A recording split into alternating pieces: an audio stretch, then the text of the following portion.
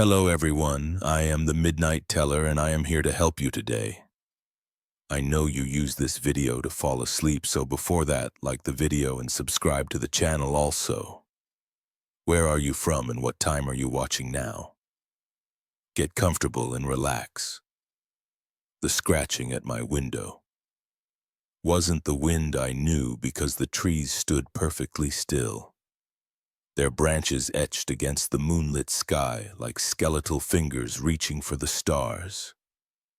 No, this sound was deliberate, insistent, and it was getting louder. I'd come to this cabin in the woods to escape the chaos of city life, to find some peace and quiet now. As I lay frozen in my bed, ears straining to catch every little noise, I realized just how quiet it could get out here, and how that silence could be shattered in an instant. It had started as a perfect getaway. I'd arrived at the cabin yesterday afternoon, the sun still high in the sky, warming the pine-scented air. The cabin itself was charming, all weathered wood and rustic charm, with a wide porch, perfect for sipping coffee and watching the sunrise. The rental listing had promised seclusion, and it delivered. The nearest neighbor was miles away, leaving me surrounded by nothing but forest and the occasional chirp of a bird. I'd spent the day unpacking, exploring the nearby trails and soaking in the tranquility as night fell. I'd curled up on the couch with a good book, relishing the absence of car horns and sirens. The only sounds were the crackle of the fireplace and the gentle hum of crickets outside. It wasn't until I was getting ready for bed that I first felt it, a prickle on the back of my neck, like I was being watched. I shook it off, chiding myself for being paranoid. I was alone out here after all. There was nothing to fear, but now, as I lay wide awake in the dead of night, that feeling had returned tenfold. The scratching at my window had stopped, replaced by an even more unsettling sound, footsteps crunching on the gravel outside. I held my breath, willing my heart to stop pounding so loudly in my chest. Maybe it was just an animal. I told myself a deer or even a bear. They were common in these parts, right? The footsteps circled the cabin, slow and deliberate. They paused at each window, and I could swear I heard the sound of someone, something. Breathing heavily, I reached for my phone on the nightstand, my hand shaking so badly I nearly dropped it. No signal, of course. I was miles from the nearest cell tower. The footsteps had completed their circuit of the cabin and were now on the front porch. The old wooden boards creaked under the weight of whatever was out there. I had to do something. I couldn't just lie here waiting for what I didn't want to think about it. Slowly, carefully, I slid out of bed. The floorboards were cold under my bare feet as I crept towards the bedroom door. I eased it open, wincing at the slight squeak of the hinges. The main room of the cabin was bathed in silvery moonlight, streaming through the windows. Everything looked different in the dark, familiar shapes transformed into looming shadows. I made my way to the front door, my heart in my throat.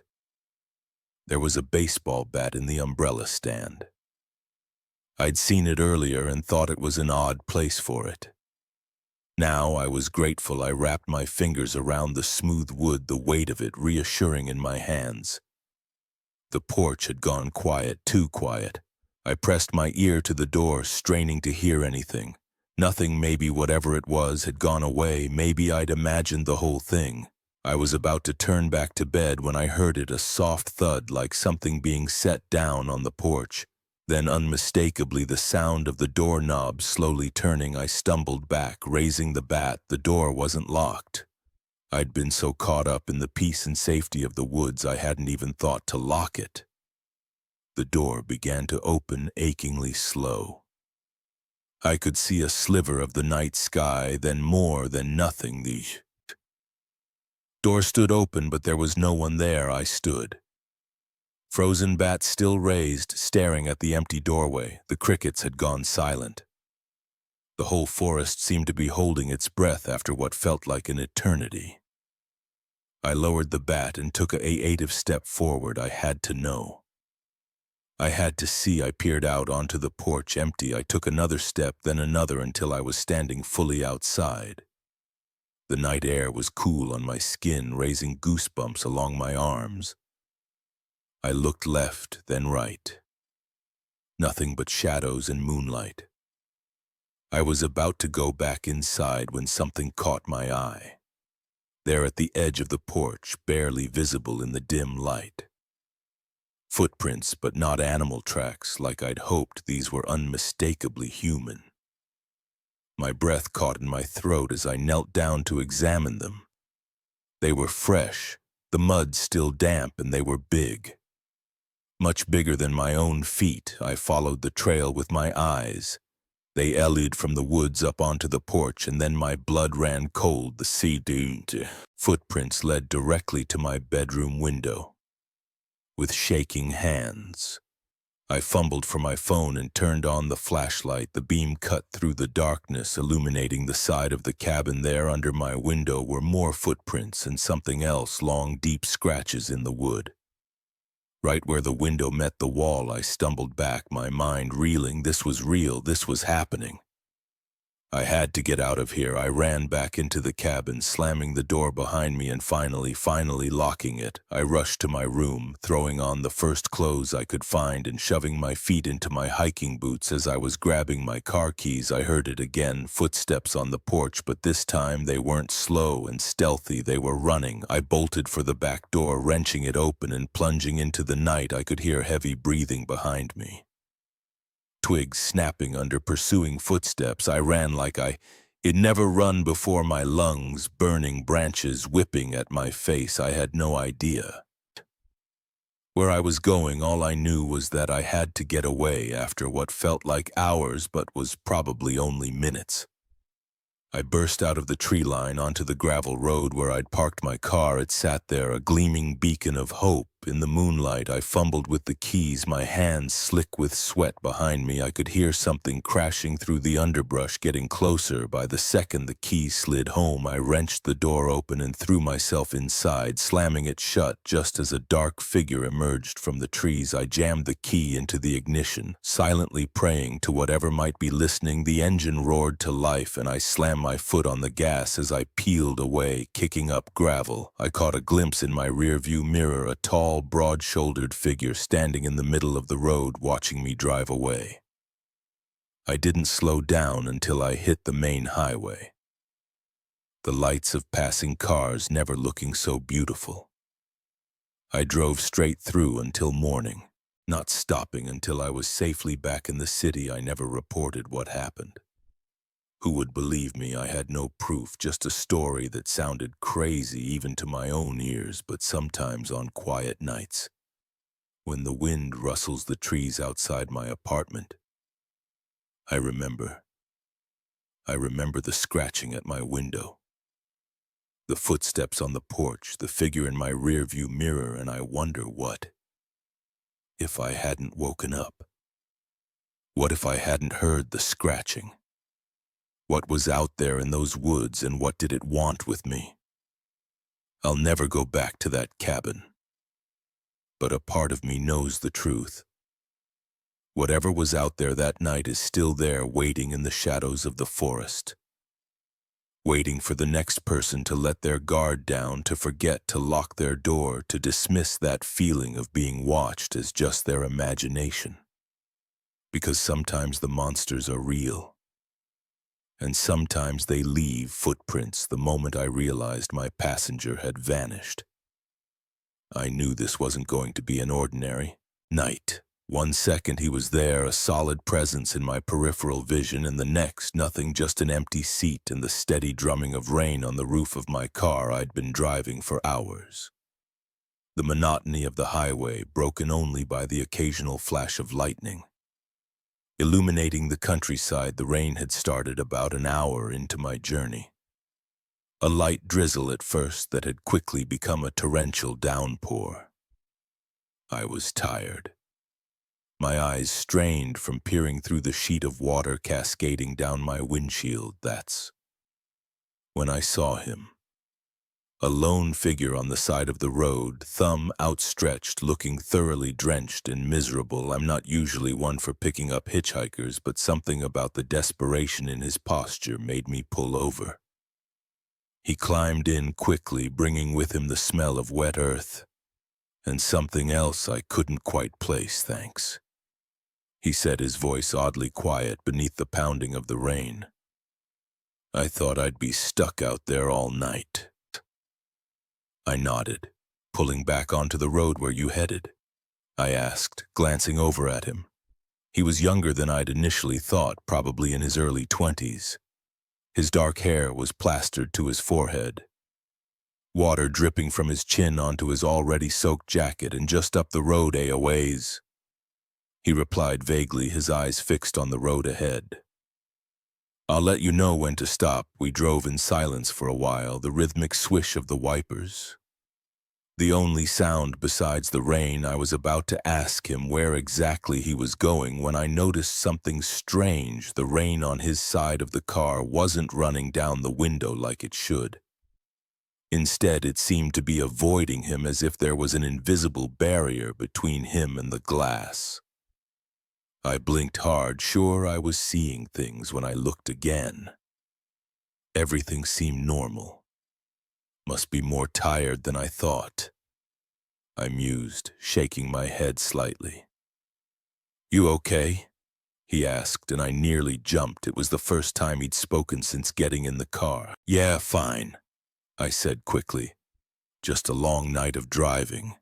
He nodded, then turned back to the window. It's a bad night to be out, he said softly. You never know what might be lurking in the dark. A chill still ran down my spine at his words, though I couldn't say why I was about to respond when my phone rang. The sudden noise making me start, I fumbled for it, keeping one hand on the wheel.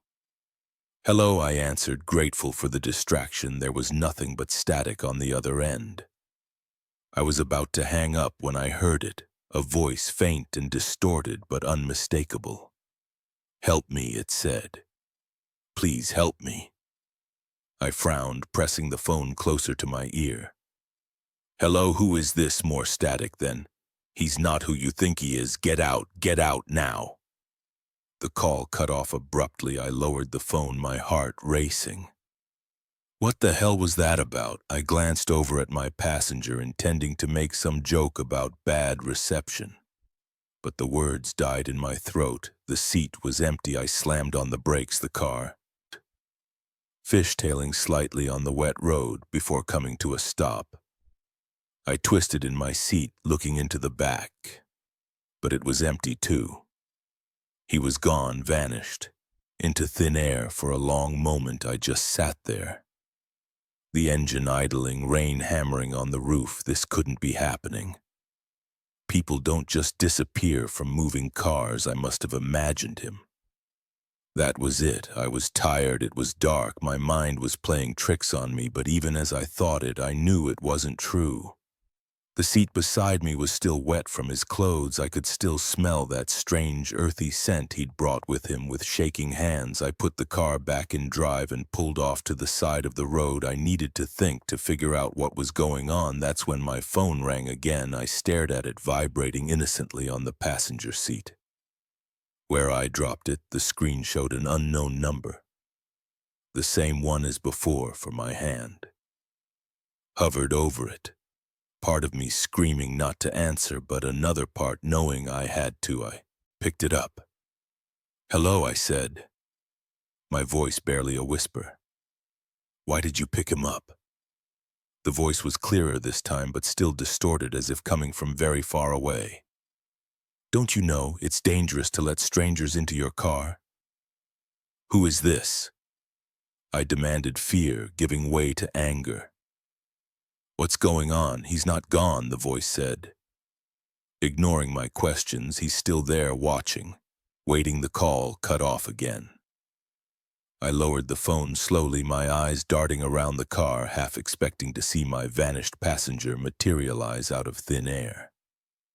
Nothing, just the rain and the dark and the empty road stretching out before me. I had to get out of here. I put the car in drive, my foot hovering over the gas pedal, but something stopped me from pressing down, a feeling, an instinct I couldn't explain, I couldn't shake. The sensation that I was being watched. Slowly, I turned to look out the passenger side window. For a split second, I saw him not in the car, but outside, standing in the rain. Our eyes met, and he smiled. It wasn't a friendly smile, I fled it. The tires squealed on the wet asphalt as I took off, my heart pounding so hard I thought it might burst out of my chest. I didn't know where I was going. I just knew I had to get away. I drove for what felt like hours, my knuckles white on the steering wheel, constantly checking my rearview mirror, but there was nothing behind me except the empty, rain-soaked road. Eventually, the adrenaline began to wear off, replaced by a bone-deep exhaustion. I needed to stop, to rest, to try and make sense of what had happened. I spotted a sign for a rest area coming up and decided to pull in. The parking lot was empty, save for a single semi-truck, its driver presumably asleep in the cab. I parked as far away from it as possible, killing the engine, but leaving the keys in the ignition just in case. I leaned back in my seat, closing my eyes and taking deep breath. Okay, I thought. Let's think about this logically. People don't just vanish into thin air. There had to be an explanation. Maybe I dozed off at the wheel, maybe I'd imagined the whole thing. But even as I thought it, I knew it wasn't true. The wet seat, the phone calls, it had all been real. I was startled out of my thoughts by a tapping on my window. My eyes flew open, my heart leaping into my throat. It was a police officer peering in at me with concern. I rolled down the window, trying to compose myself. Everything all right? He asked, shining his flashlight into the car. You've been sitting here for a while. I blinked, confused. I'd only just pulled in, hadn't I? But a glance at the clock on my dashboard showed that nearly an hour had passed. I'm fine, I said, my voice hoarse. Just taking a break from driving the rain, you know? He nodded sympathetically. It's a bad night to be out. You heading somewhere in particular? I opened my mouth to answer, then paused. Where was I going? I couldn't remember. It was as if the events of the night had wiped everything else from my mind. I'm not sure, I admitted. I think I got turned around in the storm. The officer's expression changed just slightly. A flicker of something, suspicion, concern crossed his face. Why don't you come with me to the station? He suggested. We can get you a cup of coffee, maybe help you figure out where you're headed. I hesitated. On one hand, the idea of being somewhere safe, surrounded by people, was incredibly appealing. On the other, well, after the night I'd had, I wasn't sure I could trust anyone or anything before I could decide. My phone rang again. The officer frowned. You should answer that, he said. Might be someone wondering where you are, with a shaking hand. I picked up the phone. Unknown number. Of course, hello, I said, bracing myself for whatever might come next. Don't go with him. It was the same voice as before. He's not a real cop. Get out of there now. The call ended. I looked up at the officer, who was watching me with an unreasonable expression. Everything okay? He asked. I nodded, forcing a smile. Yeah, just, a friend checking in. You know what? I think I'm okay to keep driving. Thanks for checking on me. He didn't move away from the car. You sure it's no trouble to come to the station? I'm sure, I said, starting the engine. Thanks again. He stepped back, but I could feel his eyes on me as I pulled out of the parking lot. In my rearview mirror, I saw him standing there watching me drive away, just like the hitchhiker had. As I merged back onto the highway, my phone buzzed with a text. Unknown number. Keep driving, it read. Don't stop until morning, and whatever you do, don't pick up any more hitchhikers. I tossed the phone onto the passenger seat, my hands gripping the wheel so tight my knuckles turned white. The rain continued to pour down, and somewhere out in the darkness I knew he was still out there watching. Waiting, and I drove on into the night, chased by ghosts and shadows, not knowing if I was fleeing from danger or driving straight into it. The moment I heard her voice on the other end of the line, I knew this wasn't going to be an ordinary night shift, please. She whispered, her voice trembling with fear. "You have to help me. I'm trapped somewhere in the building. I've been a night security guard at Oakwood Tower for 3 years now. And I thought I'd seen it all. Drunken office workers who'd fallen asleep at their desks, the occasional raccoon that managed to sneak in through the loading dock. Even a minor fire in the server room once. But this was something entirely different. My name's Mike, and up until tonight my job had been pretty straightforward. Make my rounds, check the cameras, and make sure nothing goes bump in the night. The building's usually empty after hours, just me and the hum of the air conditioning. I was in the middle of my 2 a.m. round when the call came through on the emergency line. It's a direct line to the security desk meant for real emergencies in 3 years. It had never rung once, ma'am. Calm down, I said, trying to keep my voice steady. Can you tell me where you are? I don't know, she replied, her voice barely above a whisper. It's dark. There are no windows, I think. I'm in some kind of storage room. I frowned, scanning the bank of security monitors in front of me. Every floor, every hallway, every stairwell was visible, and they were all empty. How did you get in there? I asked. I don't know, she said, and I could hear the panic rising in her voice. I was working late, and then I don't remember. Please, you have to find me, he said. He'd be back soon. A chill ran down my spine. Who said? Is there someone else in the building? But the line had gone dead. I sat there for a moment, my heart pounding. This had to be some kind of prank, right? But the fear in her voice had sounded so real I keyed up the camera feeds from earlier in the evening, scanning for any sign of someone working late. Nothing. The last employee had left at 8:47 p.m., and no one had entered the building since I grabbed my flashlight and radio and headed for the elevator. Prank or not, I had to check it out. As the elevator doors closed, I caught a glimpse of movement on one of the monitors just for a second. But it was enough to make my blood run cold, a shadow moving across the lobby, but that was impossible. I was the only one here. The elevator pinged as it reached the top floor. I stepped out. My flashlight beam cutting through the darkness. The air up here felt different, heavier somehow. I shook off the feeling and started my search. I checked every room, every closet, every possible hiding place. Nothing. The building was as empty as it had been all night, but as I turned to head back to the elevator, I heard it, a soft thump coming from somewhere above me. There shouldn't be anything above me. I was on the top floor, or was I? I remembered something then. A rumor I'd heard when I first started this job, something about a hidden floor. Not on any of the official blueprints. I'd always dismissed it as office gossip.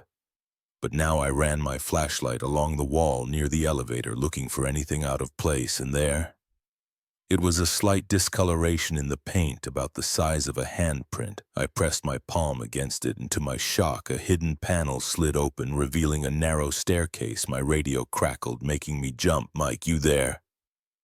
It was Tom, my relief for the morning shift. He wasn't due for hours yet. Yeah, I'm here, I replied, my voice shaky. Tom, something weird is going on. I think there might be someone in the building. What? That's impossible. I'm looking at the cameras right now. Place is empty. I was about to tell him about the hidden staircase when I heard it again. That soft thump, closer this time, coming from up those stairs. Tom. Listen, I need you to call the police. Tell them the radio went dead. Not just silent, but completely dead. I tried the power button, but nothing happened. Great, I stood, there for a moment, flashlight trained on the dark staircase, trying to decide what to do. Every instinct told me to get out, to wait for backup. But what if that woman was really up there? What if she was in danger? Taking a deep breath, I started up the stairs. The air grew colder as I ascended, the silence broken only by my footsteps and ragged breathing. The beam of my flashlight seemed to grow dimmer with each step, the darkness pressing in around me. I reached the top of the stairs and found myself in a long, narrow hallway. Unlike the rest of the building with its modern decor and bright colors, this place felt old. The walls were bare concrete, the floor dusty and cracked. "Hello?" I called out, my voice echoing in the emptiness. "Security, is anyone here?" No response, just that heavy, oppressive silence. I made my way down the hall, checking each door as I passed. They were all locked, solid metal with no windows. What was this place at the end of the hall? I found a door that was slightly ajar. I pushed it open slowly, wincing at the creak of rusted hinges. The room beyond was pitch black. My flashlight barely penetrating the gloom. It looked like some kind of old office, with dusty filing cabinets lining the walls, and a large desk in the center. As I swept my light across the room, it caught something that made my heart stop. A hand, pale and limp, visible just behind the desk. "Oh God," I muttered, rushing forward. "Ma'am, are you okay?" I rounded the desk and my flashlight illuminated a scene that will haunt me for the rest of my days. It wasn't just a hand, it was a body, a woman, young, with long dark hair obscuring her face. She wasn't moving. I knelt beside her, reaching out to check for a pulse, but as my fingers touched her skin, I recoiled. She was ice cold, and then she moved. It wasn't the movement of someone unconscious stirring it. It was jerky, unnatural. Her head snapped up, hair falling away from her face, and I found myself staring into eyes that were completely, utterly black. I scrambled backward, my back hitting the desk. This couldn't be real. This couldn't be happening. The thing that looked like a woman began to rise, its movements twitchy and wrong, like a puppet with tangled strings. Its mouth opened and I heard that voice again. "The same one from the phone you came," it said. But the voice wasn't coming from its mouth. It seemed to be coming from everywhere at once. "We've been waiting for so long." I didn't wait to hear more. I turned and ran, my heart pounding so hard I thought it might burst from my chest. I could hear it behind me, not running but moving in that horrible, jerky way. I reached the stairs and practically threw myself down them, taking them 3 at a time. I burst out into the familiar hallway of the top floor, not daring to look back. The elevator was there, doors open, waiting. I dove inside, frantically pressing the button for the lobby. As the doors began to close, I saw it, the thing from upstairs.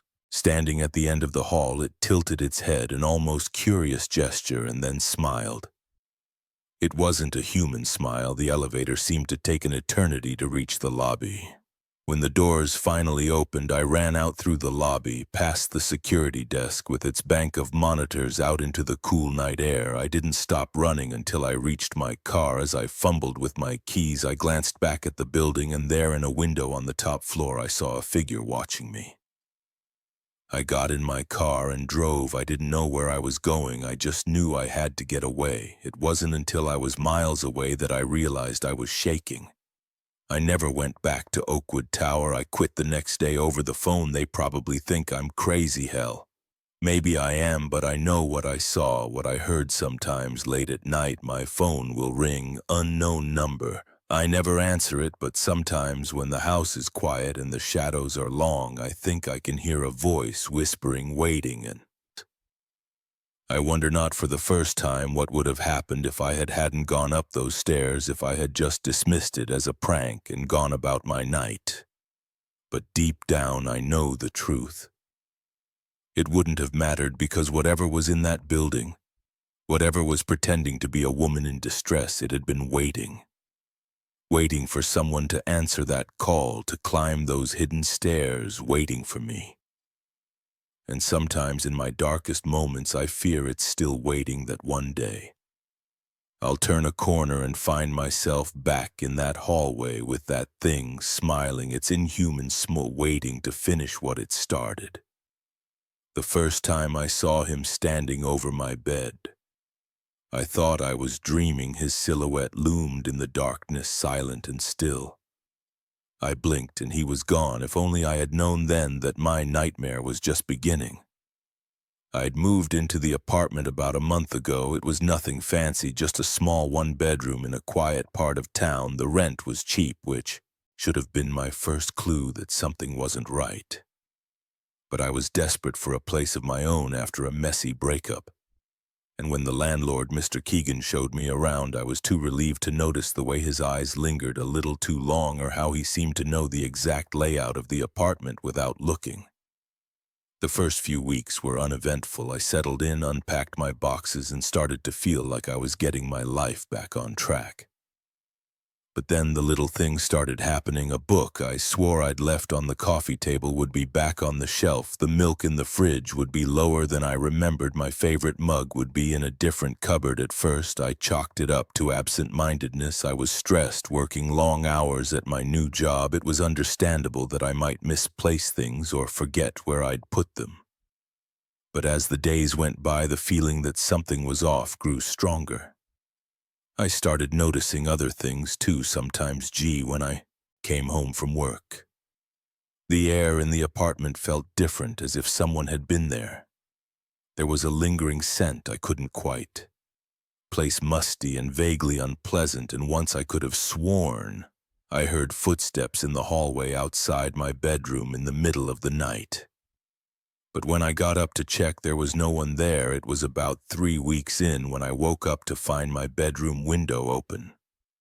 I always kept it locked, especially since I was on the ground floor. The cool night air sent a shiver down my spine as I got up to close it. That's when I noticed the muddy footprint on the carpet just inside the window. My heart raced as I stared at it, trying to convince myself it was just a shadow, a trick of the light, but I knew it wasn't. Someone had been in my room while I slept. I called the police, but they didn't find anything. No signs of forced entry, no fingerprints, nothing missing. They suggested I might have left the window open myself and forgotten about it. The footprint probably tracked in by my own shoes. I wanted to believe them, but deep down I knew they were wrong. That night, I couldn't sleep. Every creak of the building, every gust of wind outside had me sitting bolt upright in bed, my heart pounding. It was during one of these moments of heightened alertness that I saw him for the first time, a dark figure standing at the foot of my bed, motionless. I gasped, fumbling for the lamp on my nightstand. By the time I got it on, he was gone. I told myself it was just my imagination, a result of stress and lack of sleep. But the incident left me shaken. I started double-checking all the locks before bed, wedging a chair under my bedroom doorknob. I even considered moving out. But the thought of breaking my lease and trying to find a new place was overwhelming. Instead, I decided to take matters into my own hands. I bought a small security camera, one of those nanny cam types disguised as a digital clock. I set it up on my dresser, angled to capture most of the room. If someone was coming into my apartment, I was going to catch them. For the first few nights, nothing happened. The footage showed only me tossing and turning in my sleep. But on the 4th night, everything changed. I woke up to my alarm as usual, got ready for work, and headed out. It wasn't until I got home that evening that I remembered to check the camera. What I saw made my blood run cold. The footage started normally enough, me asleep in bed, but at around 2:30 a.m., the door to my bedroom slowly opened. A figure entered, moving with eerie calmness. It was Mr. Keegan, my landlord. He stood there for a moment, just watching me sleep. Then he started moving around the room, touching things. My hairbrush, the book on my nightstand. He opened my closet, ran his hands over my clothes, all the while I slept on oblivious. After about 10 minutes, he approached the bed. I watched in horror as he leaned over me. His face just inches from mine. He stayed like that for what felt like an eternity, just looking then. As silently as he'd entered, he left. I felt sick. The violation, the invasion of my privacy, it was almost too much to bear, but underneath the disgust and fear, another emotion was building. Anger. How dare he? How many times had he done this? How many other tenants had he terrorized? I knew I should call the police, but a part of me hesitated.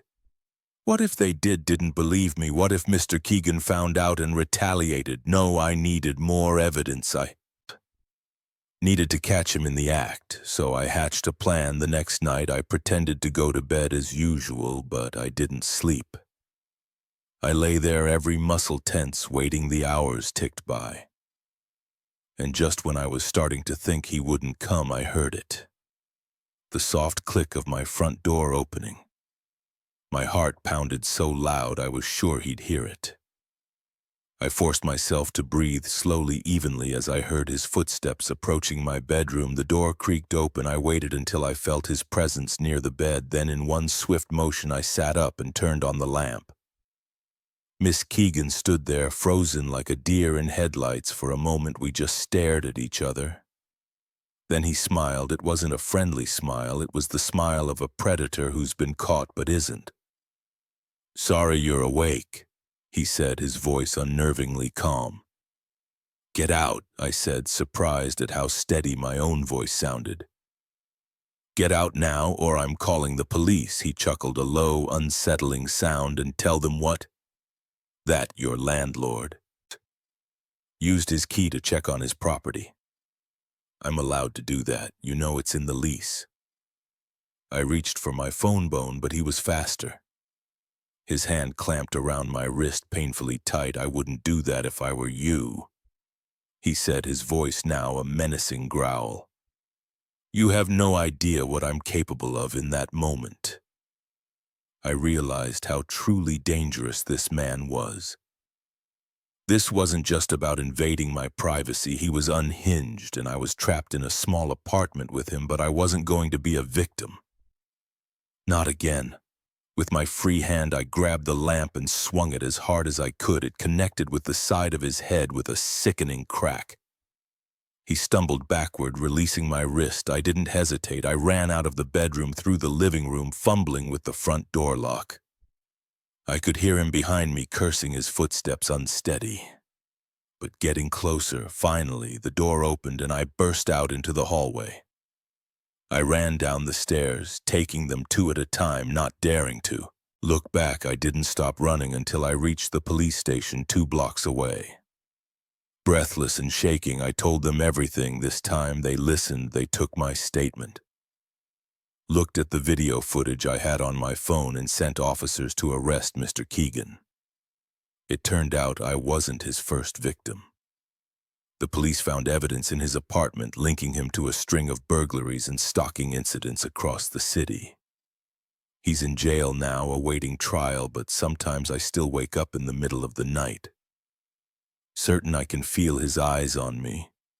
I moved out of that apartment, of course. Found a new place across town. I'm more cautious now, more aware of my surroundings. I double-check my locks, keep my curtains drawn. Some might call it paranoia, but I call it survival, because I learned something from this experience. The monsters we fear as children, the ones lurking in closets or under beds, they're not real. But there are monsters in this world. They walk among us, smile at us, hand us keys to apartments with cheap rent and dark secrets, and sometimes the only way to defeat them is to shine a light on them, to expose them for what they truly are. It's not easy. It's terrifying, in fact, but it's necessary, because if we don't, they'll just keep lurking in the shadows, watching, waiting for their next victim. So if you ever get that feeling, that prickle on the back of your neck that tells you something's not right, listen to it. Trust your instincts and don't be afraid to turn on the light and face whatever's hiding in the dark, because sometimes that's the only way to make the monsters go away. The moment I found the diary, I knew I should have left that god-forsaken motel, but curiosity got the better of me, and by the time I realized the gravity of my mistake, it was already too late. It was supposed to be a quick overnight stay, just a pit stop on my cross-country drive to my new job in California. The Pinewood Motel wasn't much to look at, a rundown, two-story building that had seen better days, probably sometime back in the 70s, but it was cheap and I was tired, so I pulled into the nearly empty parking lot just as the sun was setting. The lobby smelled of stale cigarettes and cheap air freshener. The clerk, an older woman with faded tattoos and a permanent scowl, barely looked up from her magazine as she handed me the key to room 8. Checkout's at 11. She mumbled, already dismissing me. I should have noticed the way her eyes flickered when she said the room number. The slight hesitation in her hand as she passed me the key, but I was exhausted from driving all day. My eyes gritty from staring at endless miles of highway. All I wanted was a shower and a bed.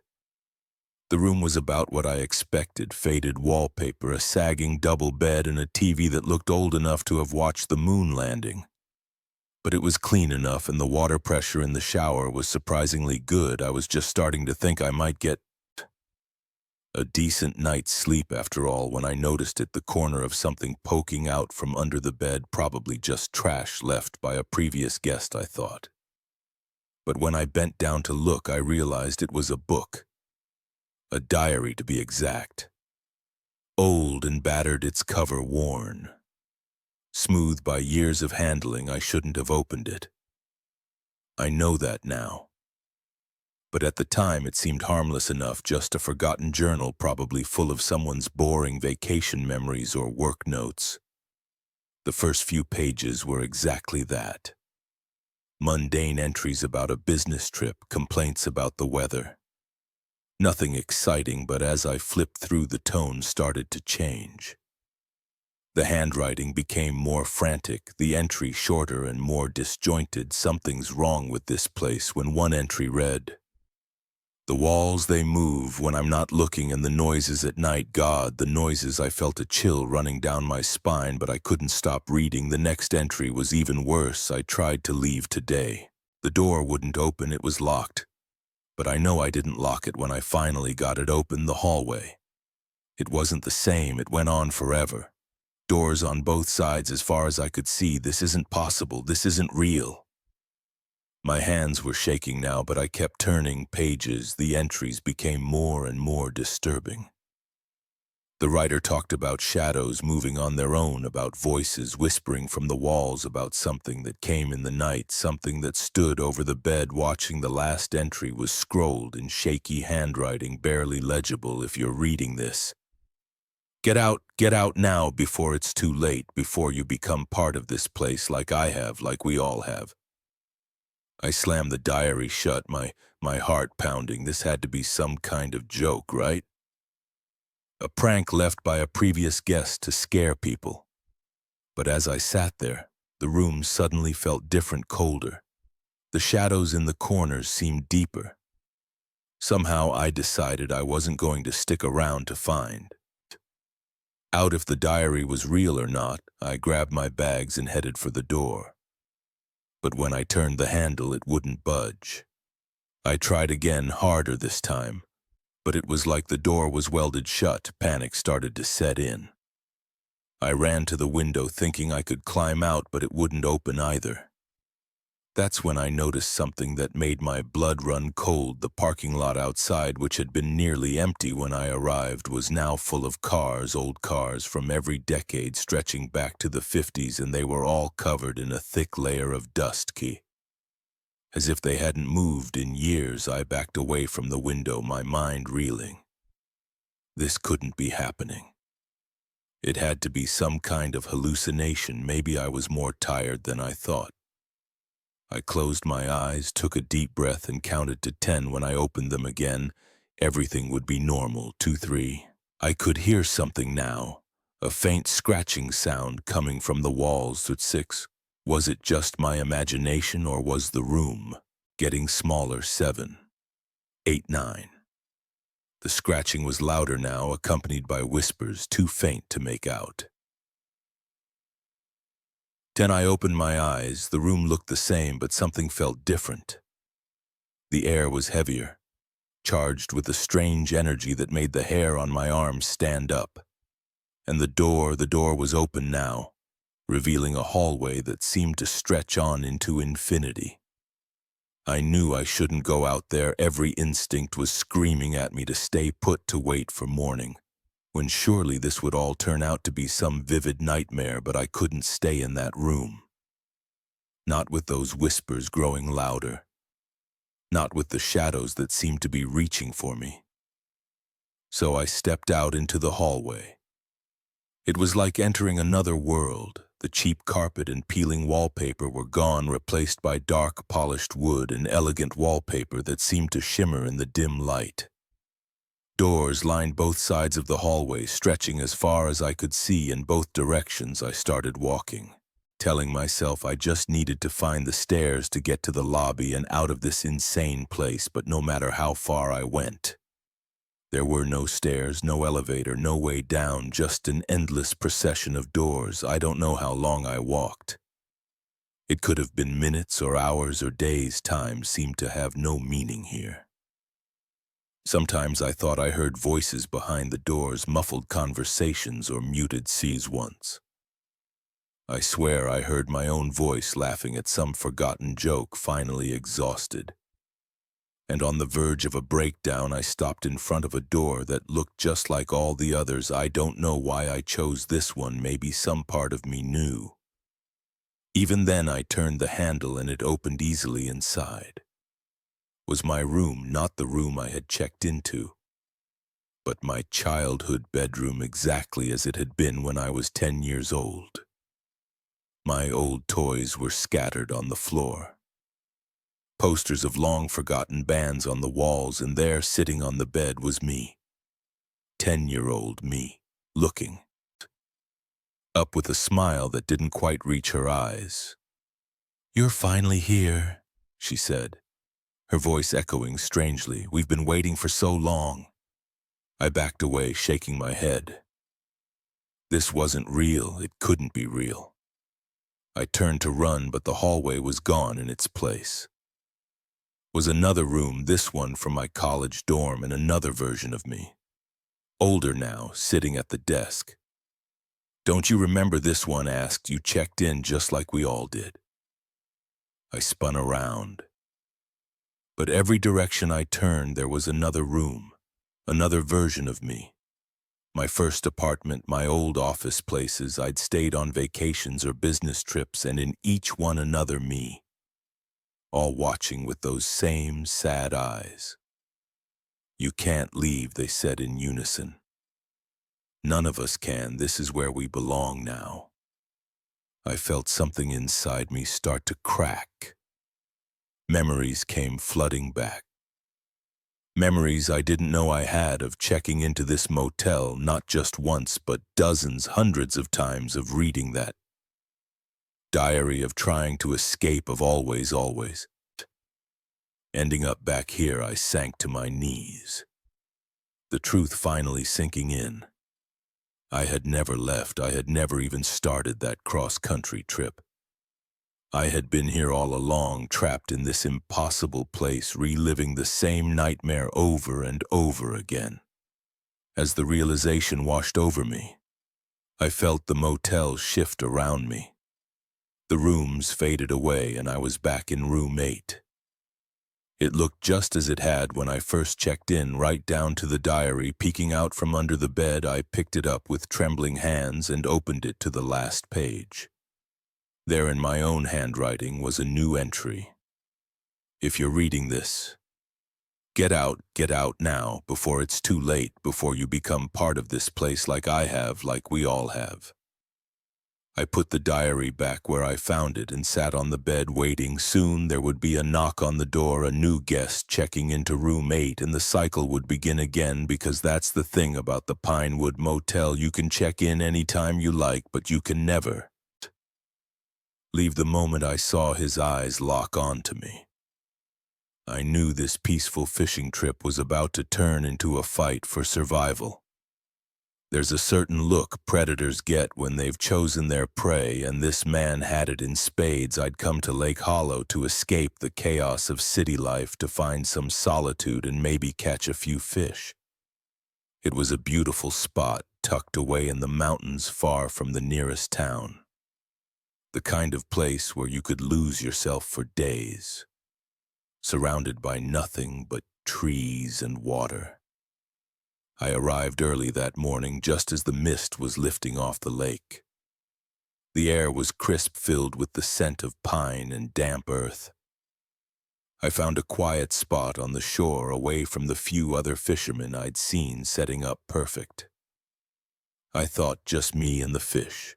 For the first few hours, it was exactly what I'd hoped for. The gentle lapping of waves against the shore, the occasional splash of a jumping fish, the rustle of leaves in the breeze. I'd caught a couple of decent-sized trout and was feeling pretty good about my decision to come out here. That's when I first noticed him. He was standing about 50 yards down the shore, rod in hand. But he wasn't fishing, he was watching me. I tried to shrug it off at first. Maybe he was just sizing up the competition, seeing if I was having any luck. But there was something off about the way he stood, too still, too focused. I cast my line again, trying to ignore the prickle of unease creeping up my spine when I glanced back. He had moved closer, not much, just a few yards, but enough that I could see his face more clearly now.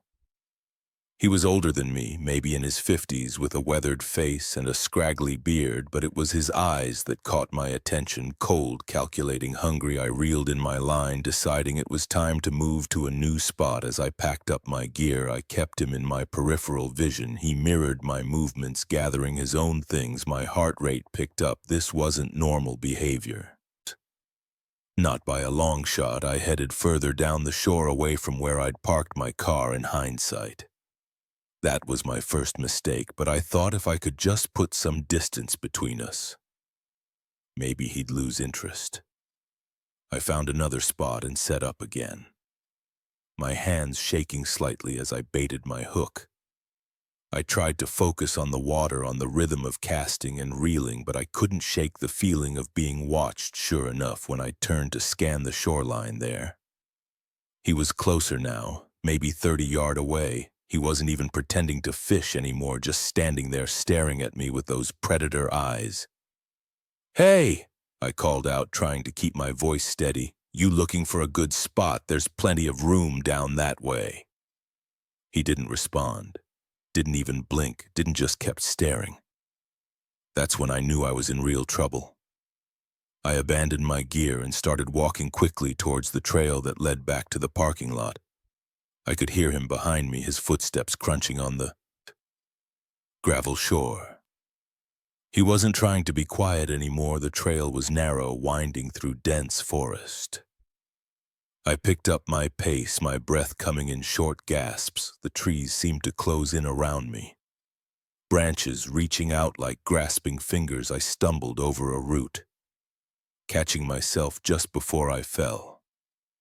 That's when I heard him speak for the first time. "No use running," he called, his voice rough and cold. "Ain't nowhere to go out here but the water or the woods, and trust me, you don't want either."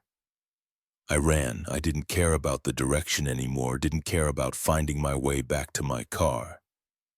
All that mattered was putting distance between me and him.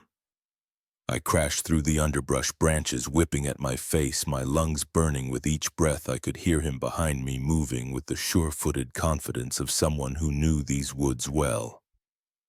He wasn't running, just maintaining a steady pace, like he knew he'd catch me. Eventually, I burst into a small clearing and paused for a bite. moment trying to get my bearings, that's when I saw it, an old, dilapidated cabin half hidden in the trees. Without thinking, I sprinted towards it. Maybe I could barricade myself inside by some time to think the door was hanging off its hinges. I pushed inside, the musty smell of decay hitting me like a wall. The cabin was small, just one room with a few pieces of broken furniture scattered around. No windows, no back door. I trapped myself. I could hear him outside now. His footsteps slow and deliberate on the creaky porch. My eyes darted around the room, looking for anything I could use as a weapon. There was an old fireplace poker leaning against the wall. I grabbed it, the rusted metal rough against my palm. "Come on out," he called, his voice closer now. "Let's not make this any harder than it needs to be." I pressed myself against the wall next to the door, the poker raised and ready. My heart was pounding so hard I was sure he could hear it. The door creaked open slowly. I held my breath, waiting. He stepped inside, his eyes adjusting to the gloom. For a split second, he didn't see me. That was all the chance I needed. I swung the poker with all my strength, connecting with his shoulder. He let out a roar of pain and anger, stumbling backwards. I didn't wait to see if he'd fall. I ran, stucking under his grasping arms, and out into the clearing. But he was faster than I expected. Before I could make it to the tree line, he tackled me from behind. We went down hard, the breath knocked out of me as I hit the ground. He flipped me over, his weight pinning me down. Up close, his eyes were even more terrifying, pale blue, almost colorless, with a madness burning in their depths. "Thought you could get away, did you?" He snarled, his face inches from mine. "Nobody gets away out here. This is my lake, my woods, and you're just another fool who wandered into my hunting grounds." I struggled, trying to buck him off, but he was too strong. His hands found my throat, squeezing. Black spots danced at the edges of my vision as I gasped for air. In that moment, as consciousness started to slip away, something snapped inside me. A primal, desperate need to survive took over my hand. Scrabbled in the dirt beside me, fingers closing around a rock with the last of my strength. I brought it up hard against the side of his head. The impact was like a thunderclap. His grip loosened and he toppled sideways, stunned. I scrambled to my feet, sucking in great lungfuls of air. He was already starting to get up, shaking his head to clear it. I ran like I've never run before in my life, through the trees, over fallen logs, splashing through streams. I had no idea where I was going, only that I had to get away. I don't know how long I ran. It could have been minutes or hours. All I know is that eventually I burst out of the tree line and found myself back at the lake's shore, and there, like a miracle, was the parking lot, my car. I fumbled with my keys, my hand shaking so badly I could barely get them in the ignition as I peeled out of the lot, spraying gravel. I caught a glimpse of movement at the edge of the woods. He was there, watching me drive away. Even from a distance, I could feel the weight of his stare. I didn't stop driving until I hit the highway, putting miles between me and Lake Hollow. It wasn't until I was safely back in the city that I finally let myself break down. The full weight of what had happened crashing over me. I reported it to the police. Of course, they sent officers out to investigate them, but they didn't find much. Just an abandoned cabin in the woods and some trampled underbrush, no sign of the man who chased me. They chalked it up to a misunderstanding, suggested maybe I'd overreacted to a fellow hiker. But I know what I saw. I know what I felt. Those eyes, that voice. They haunt my dreams now. I don't go fishing anymore, don't go hiking or camping either. The peace I used to find in nature has been replaced by a constant gnawing fear, because I know he's still out there in those woods on by that lake, waiting, watching, hunting, and I can't shake the feeling that someday, somehow, he'll find me again. That our unfinished business will finally come to its bloody conclusion. Until then, I'll stay in the city, surrounded by people and noise and light. because the silence of the wilderness now holds only terror for me. A reminder that sometimes the most dangerous predators are the ones that look just like us. The moment I opened that package, I knew I'd stumbled into something far bigger and more dangerous than I could have ever imagined. What I didn't know was that it would turn my quiet hotel stay into a nightmarish game of cat and mouse. I checked into the Peawood Hotel late that evening, exhausted from a long day of business meetings.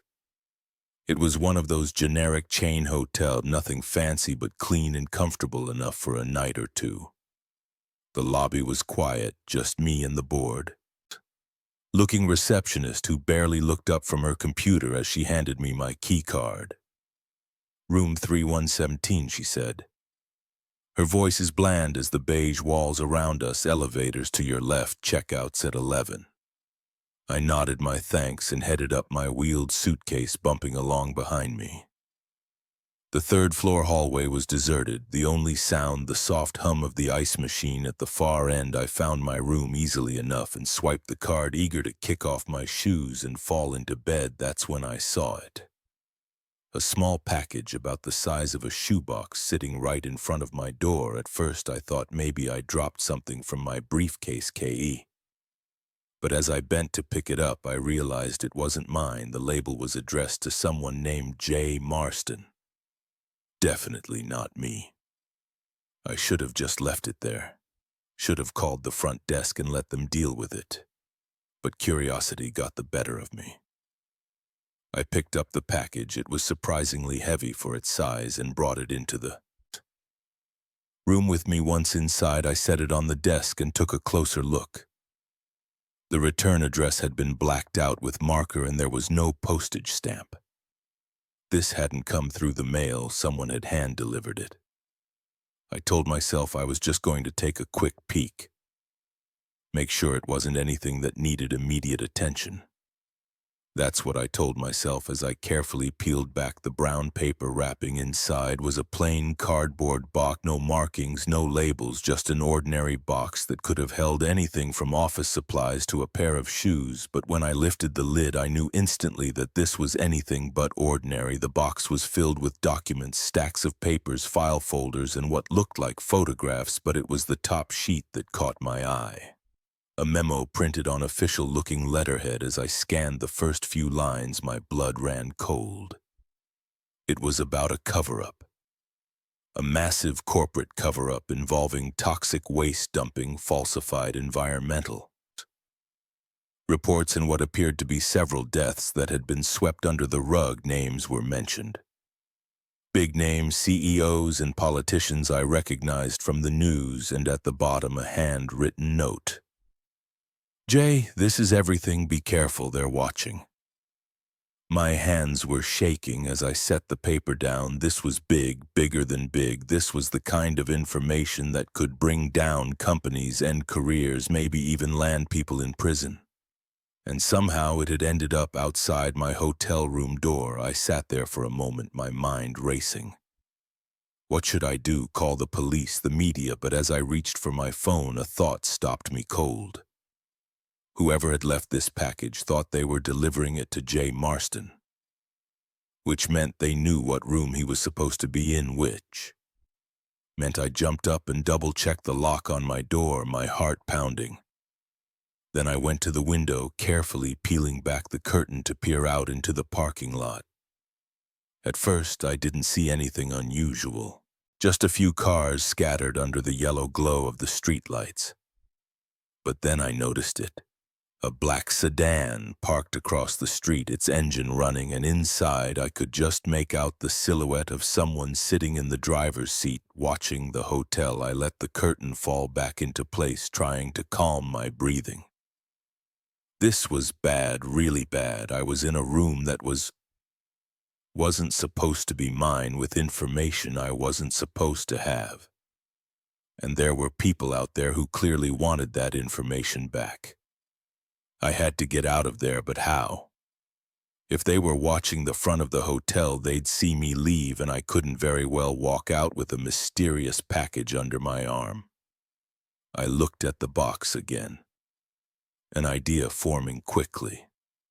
I emptied my suitcase, shoving my clothes into the hotel room drawers. Then I carefully transferred the content of the box into my suitcase, making sure everything was exactly as I'd found it. The empty box and wrapping paper I stuffed into, the trash can burying them under crumpled tissues and empty water bottles. Just as I zipped up the suitcase and there was a knock at the door, my heart leapt into my throat. Housekeeping. A voice called. I froze.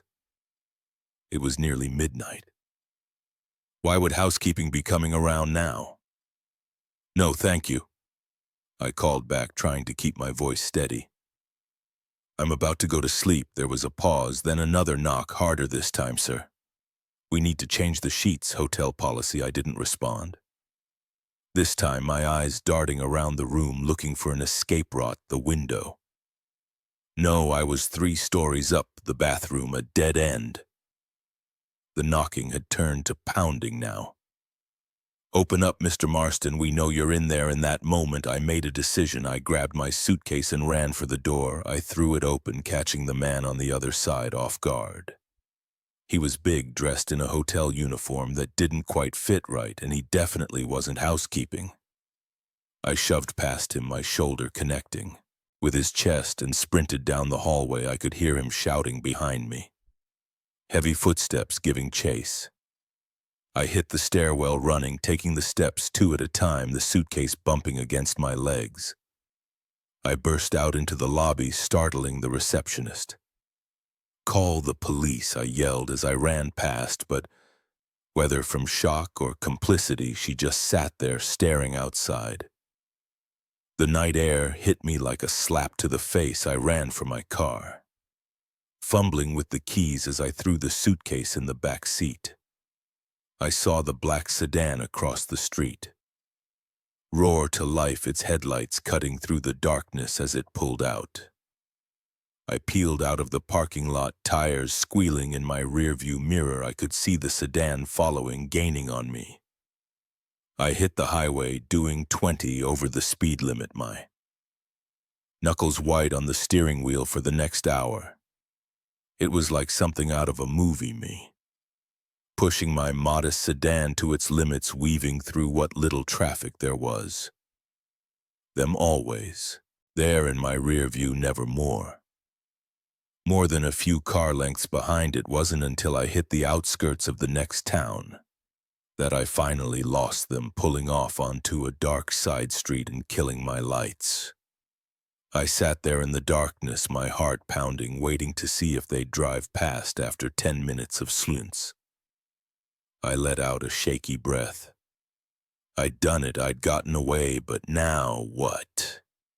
I had a suitcase full of incriminating documents. No idea who had left them or who was after them, and I was pretty sure I couldn't go home, not if they knew who I was.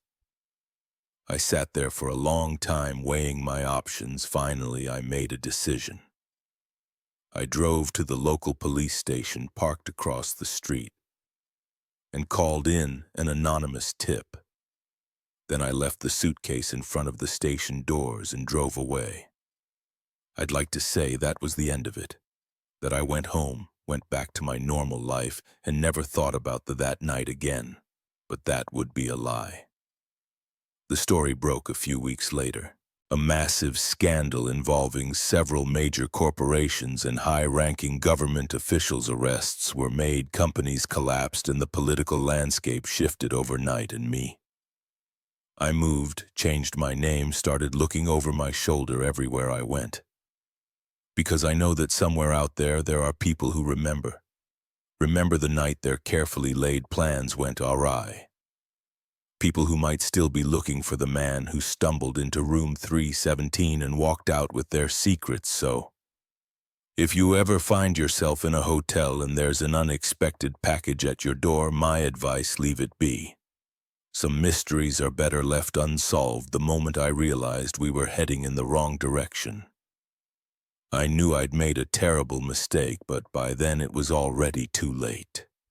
The doors were locked. The man behind the wheel was no longer The helpful stranger he pretended to be, and the vast emptiness of the desert stretched out around us in every direction it had started. Innocently enough, my old Chevy had finally given up the ghost. Sputtering to a stop on a desolate stretch of highway somewhere in the middle of New Mexico, I'd been driving for hours, the monotonous landscape broken only by the occasional cactus or tumbleweed.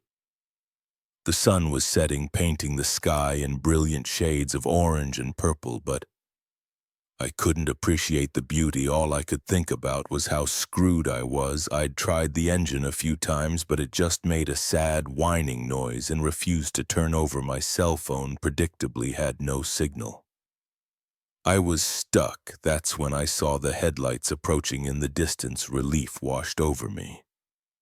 Surely whoever it was would be able to help, or at least give me a ride to the nearest town. The vehicle, an old pickup truck that had seen better days, slowed as it approached. The driver, a middle-aged man with a weathered face and a friendly smile, rolled down his window.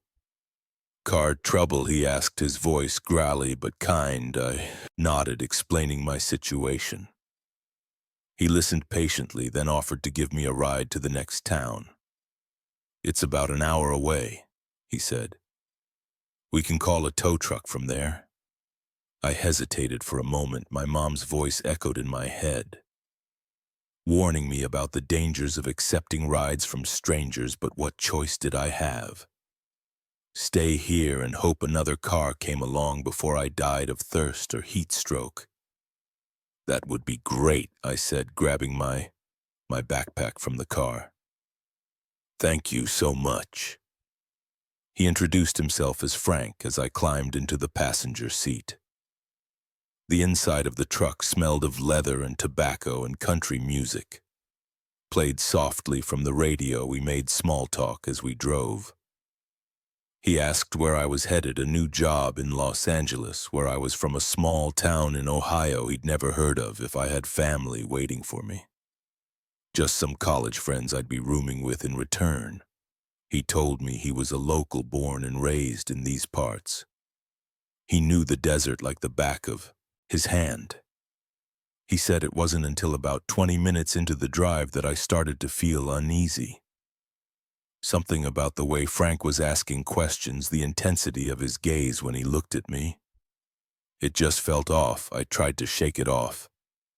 He was just being friendly, I told myself. But then I noticed something that made my blood run cold. We were heading east. The sun, which had been setting in front of us when we started driving, was now on our left. "Frank," I said, trying to keep my voice casual, "I think we might be going the wrong way. Wasn't the town supposed to be west of where my car broke down?"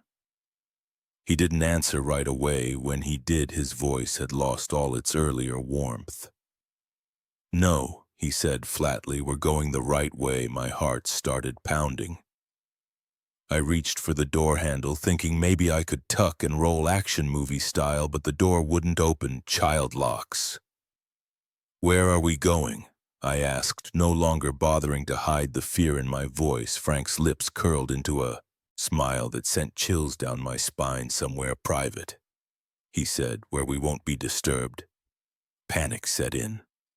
I looked around wildly, searching for something, anything I could use as a weapon. The truck was clean, almost obsessively so. No loose tools, no conveniently placed tire iron. "Nothing, please," I said, hating how weak my voice sounded. "Just let me out. I won't tell anyone, I swear." He laughed, a harsh, grating sound. "Oh, I know you won't tell anyone. No one ever does." The implication of his words hit me like a punch to the gut. This wasn't his first time. How many others had he taken? How many cars were left abandoned on the side of the road, their drivers never to return? We drove on in silence, the miles stretching out endlessly before us. I racked my brain for a plan, but came up empty. I was trapped in a moving vehicle with a man who clearly meant me harm, heading deeper into a desert I didn't know. Just when I thought things couldn't get any worse, Frank turned off the main highway, onto a dirt road. The truck bounced and rattled as we made our way into the wilderness, leaving behind any chance of another car passing by after what felt like hours but was probably only about 20 minutes. Frank stopped the truck. We were in a small clearing surrounded by scrub brush and towering rock formations in the moonlight. It looked almost beautiful, but I knew this place wasn't meant for admiring scenery. "Get out," Frank said, pulling a gun from under his seat. My legs felt like jelly as I climbed out of the truck. Frank followed, keeping the gun trained on me. "Start walking," he ordered, gesturing towards a narrow path leading between two large boulders. I considered making a run for it, but one look at the vast emptiness around us killed that idea. Even if I managed to outrun him, where would I go?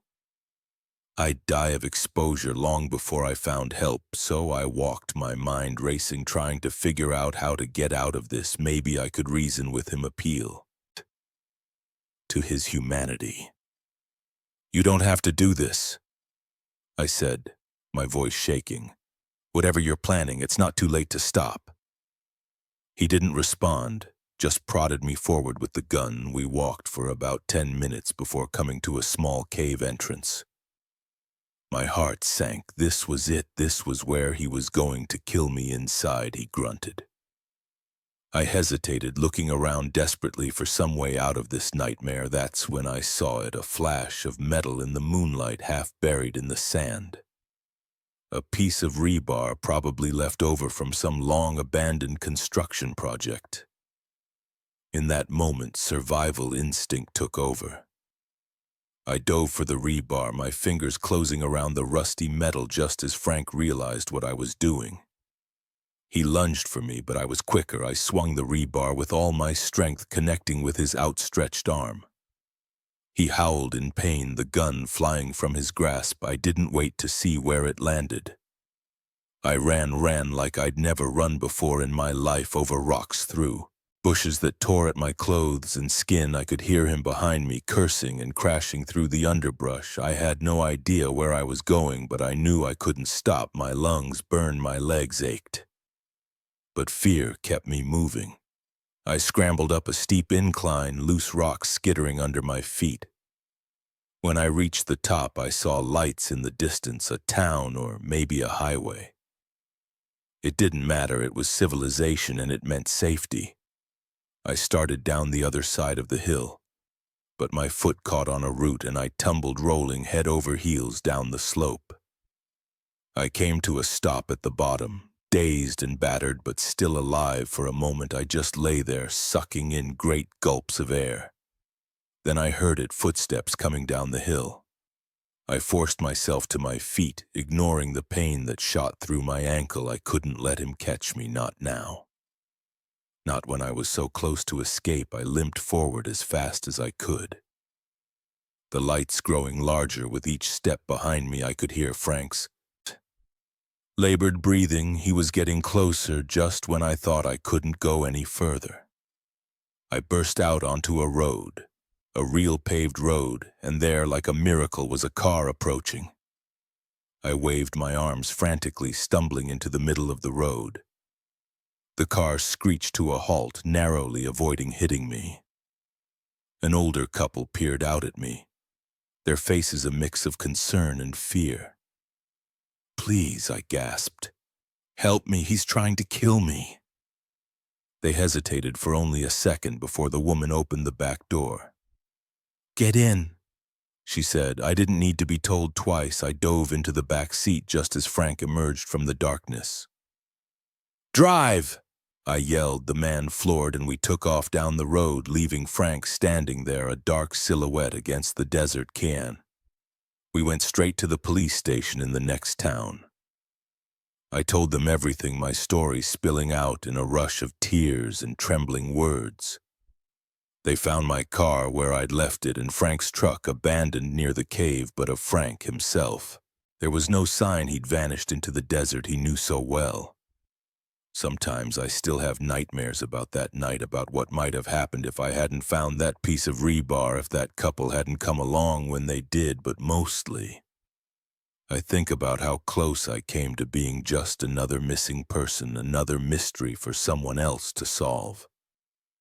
I don't pick up hitchhikers anymore, and I always make sure my car is in good working order before a long trip, because I know now that sometimes the real monsters aren't hiding under your bed or in your closet. Sometimes they're waiting on the side of the road, ready to offer you a ride. The moment I realized the man standing in my living room wasn't really a delivery driver, I knew I'd made a terrible mistake, but by then it was too late. The storm raged outside, the power was out, and I was trapped in my own home with a stranger who had anything but package delivery on his mind. It had started as just another dreary Tuesday evening. I'd been working from home, trying to meet a deadline while the wind howled and rain lashed against the windows. The storm had been building all day, and by nightfall it was in full force. The lights had been flickering on and off for hours, and I was just considering calling it quits when there was a knock at the door. I hesitated. Who would be out in weather like this? But then I remembered I'd ordered a package and the tracking had said it would arrive today. Maybe the poor delivery guy had gotten caught in the storm. I opened the door to find a man in a brown uniform, soaked to the bone and holding a soggy cardboard box. "Evening, ma'am," he said, his voice barely audible over the wind. "Got a delivery for you. Mind if I step in for a sec? It's crazy out here." I should have said no. Every instinct was screaming at me to keep the door closed, to tell him to just leave the package on the porch, but he looked so miserable standing there in the rain that I found myself stepping aside. Of course. I said, "I come in. Get out of that rain." He hurried inside, bringing with him the smell of wet clothes and something else. Something I couldn't quite place. I closed the door, shutting out the howling wind. "You can set the package down there," I said, pointing to a small table by the door. "Would you like a towel to dry off?" He turned to face me, and that's when I saw it. The look in his eyes, it wasn't gratitude or relief at being out of the storm. It was hunger, predatory. My heart skipped a beat. "That's awful kind of you," he said, his voice ill and no longer muffled by the wind. "But I don't think a towel is going to cut it." He took a step towards me and I instinctively backed up. "What do you mean?" I asked. Trying to keep my voice steady, he smiled, but it wasn't a friendly smile. It was the kind of smile a wolf might give a rabbit it had cornered. "I think you know exactly what I mean. That's when the power went out. One moment the living room was bathed in warm light, and the next we were plunged into darkness." I heard him chuckle, a sound that sent chills down my spine. "Well, ain't that convenient?" he said. I turned and ran, my heart pounding in my chest. I knew my house, even in the dark. He didn't. That was my only advantage. I made it to the kitchen, fumbling in a drawer for anything I could use as a weapon. My fingers closed around a rolling pin just as I heard his head footsteps entering the room. "Come on now," he called, his voice sickeningly playful. "No need to make this difficult. We're going to have a nice long night together, you and me." I swung the rolling pin blindly in the direction of his voice. There was a satisfying thig-o and a grunt of pain. I didn't wait to see if I'd done any real damage. I ran again, this time heading for the stairs.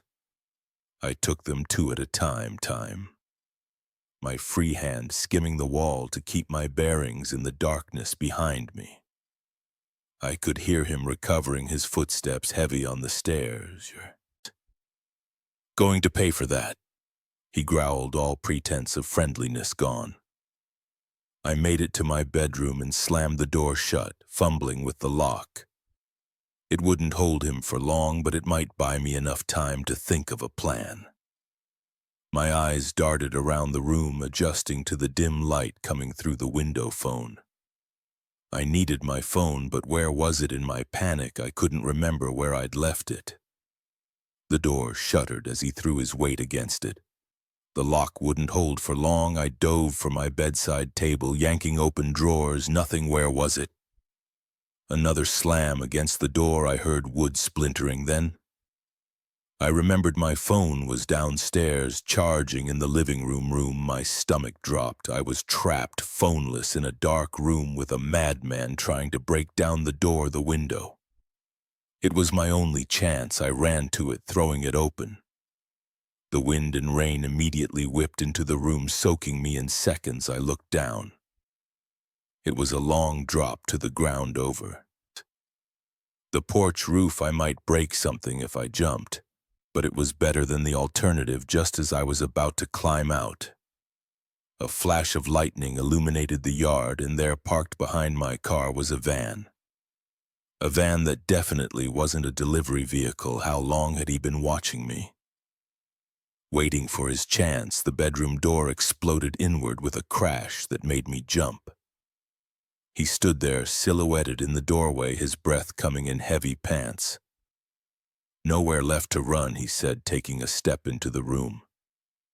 I gripped the rolling pin tighter, backing up until I felt the windowsill press against my back. "Stay back," I warned, trying to sound braver than I felt. He laughed, a harsh grating sound. "Or what? You'll hit me with your little rolling pin again. Go ahead, I like it when they fight back." He lunged at me. I swung the rolling pin, but this time he was ready. He caught my wrist, twisting until I cried out in pain, and dropped my makeshift weapon. "Now," then he said, his face inches from mine. "Let's have some fun." In that moment, with his foul breath on my face and his iron grip on my wrist, something in me snapped. I wasn't going to be a victim. I wasn't going to let this be how my story ended. I brought my knee up hard, connecting solidly with his groin. He let out a howl of pain, doubling over. I shoved him with all my might, sending him stumbling backwards without pausing to think. I climbed out onto the porch roof. The shingles were slick with rain, and I nearly lost my footing behind me. I could hear him recovering, cursing as he made his way to the window. I half ran, half slid down the roof, my heart in my throat at the edge. I hesitated for just a second before jumping. I hit the ground hard, pain shooting up through my ankles and knees, but I didn't have time to recover. I could see him at the window, preparing to follow. I ran through my yard, across the street to my neighbor's house. I pounded on their door, screaming for help. Lights came on inside, and I heard movement just as my neighbor opened the door. I heard the screech of tires. I turned to see the van peeling away, disappearing into the stormy night. The police came, took my statement, searched the area, but they didn't find him. The van was gone, and with it any real evidence. They told me I was lucky, that it could have been much worse. As if I needed reminding, I didn't sleep that night or for many nights after. Every time I closed my eyes, I saw his face, heard his voice. I jumped at every sound, flinched at every unexpected movement. I moved out of that house, changed my phone number, even considered changing my name, but the fear lingered. It still lingers, if I'm honest. Because I know he's still out there, maybe watching, maybe waiting for another stormy night. Another woman alone in her house, and I know that the next time he might not make the mistake of letting his victim get away. So I'm telling my story not just as a warning to be careful who you let into your home, but as a reminder that we're stronger than we think. That even in our darkest moments, when all hope seems lost, we can find the courage to fight back. And to him, if he's out there reading this, I'm not afraid anymore. I'm ready, and next time it won't be me who ends up running into the night. The moment I saw those footprints in the old barn, I knew I wasn't alone out here, and whatever was sharing these woods with me was definitely not some harmless wildlife. I'd come out to Blackwater Forest for a weekend of solitude and reflection. My life back in the city had become a chaotic mess of deadlines, relationship drama, and existential crises. I figured a few days of roughing it in the wilderness might help me clear my head and reset my priorities. How wrong I was.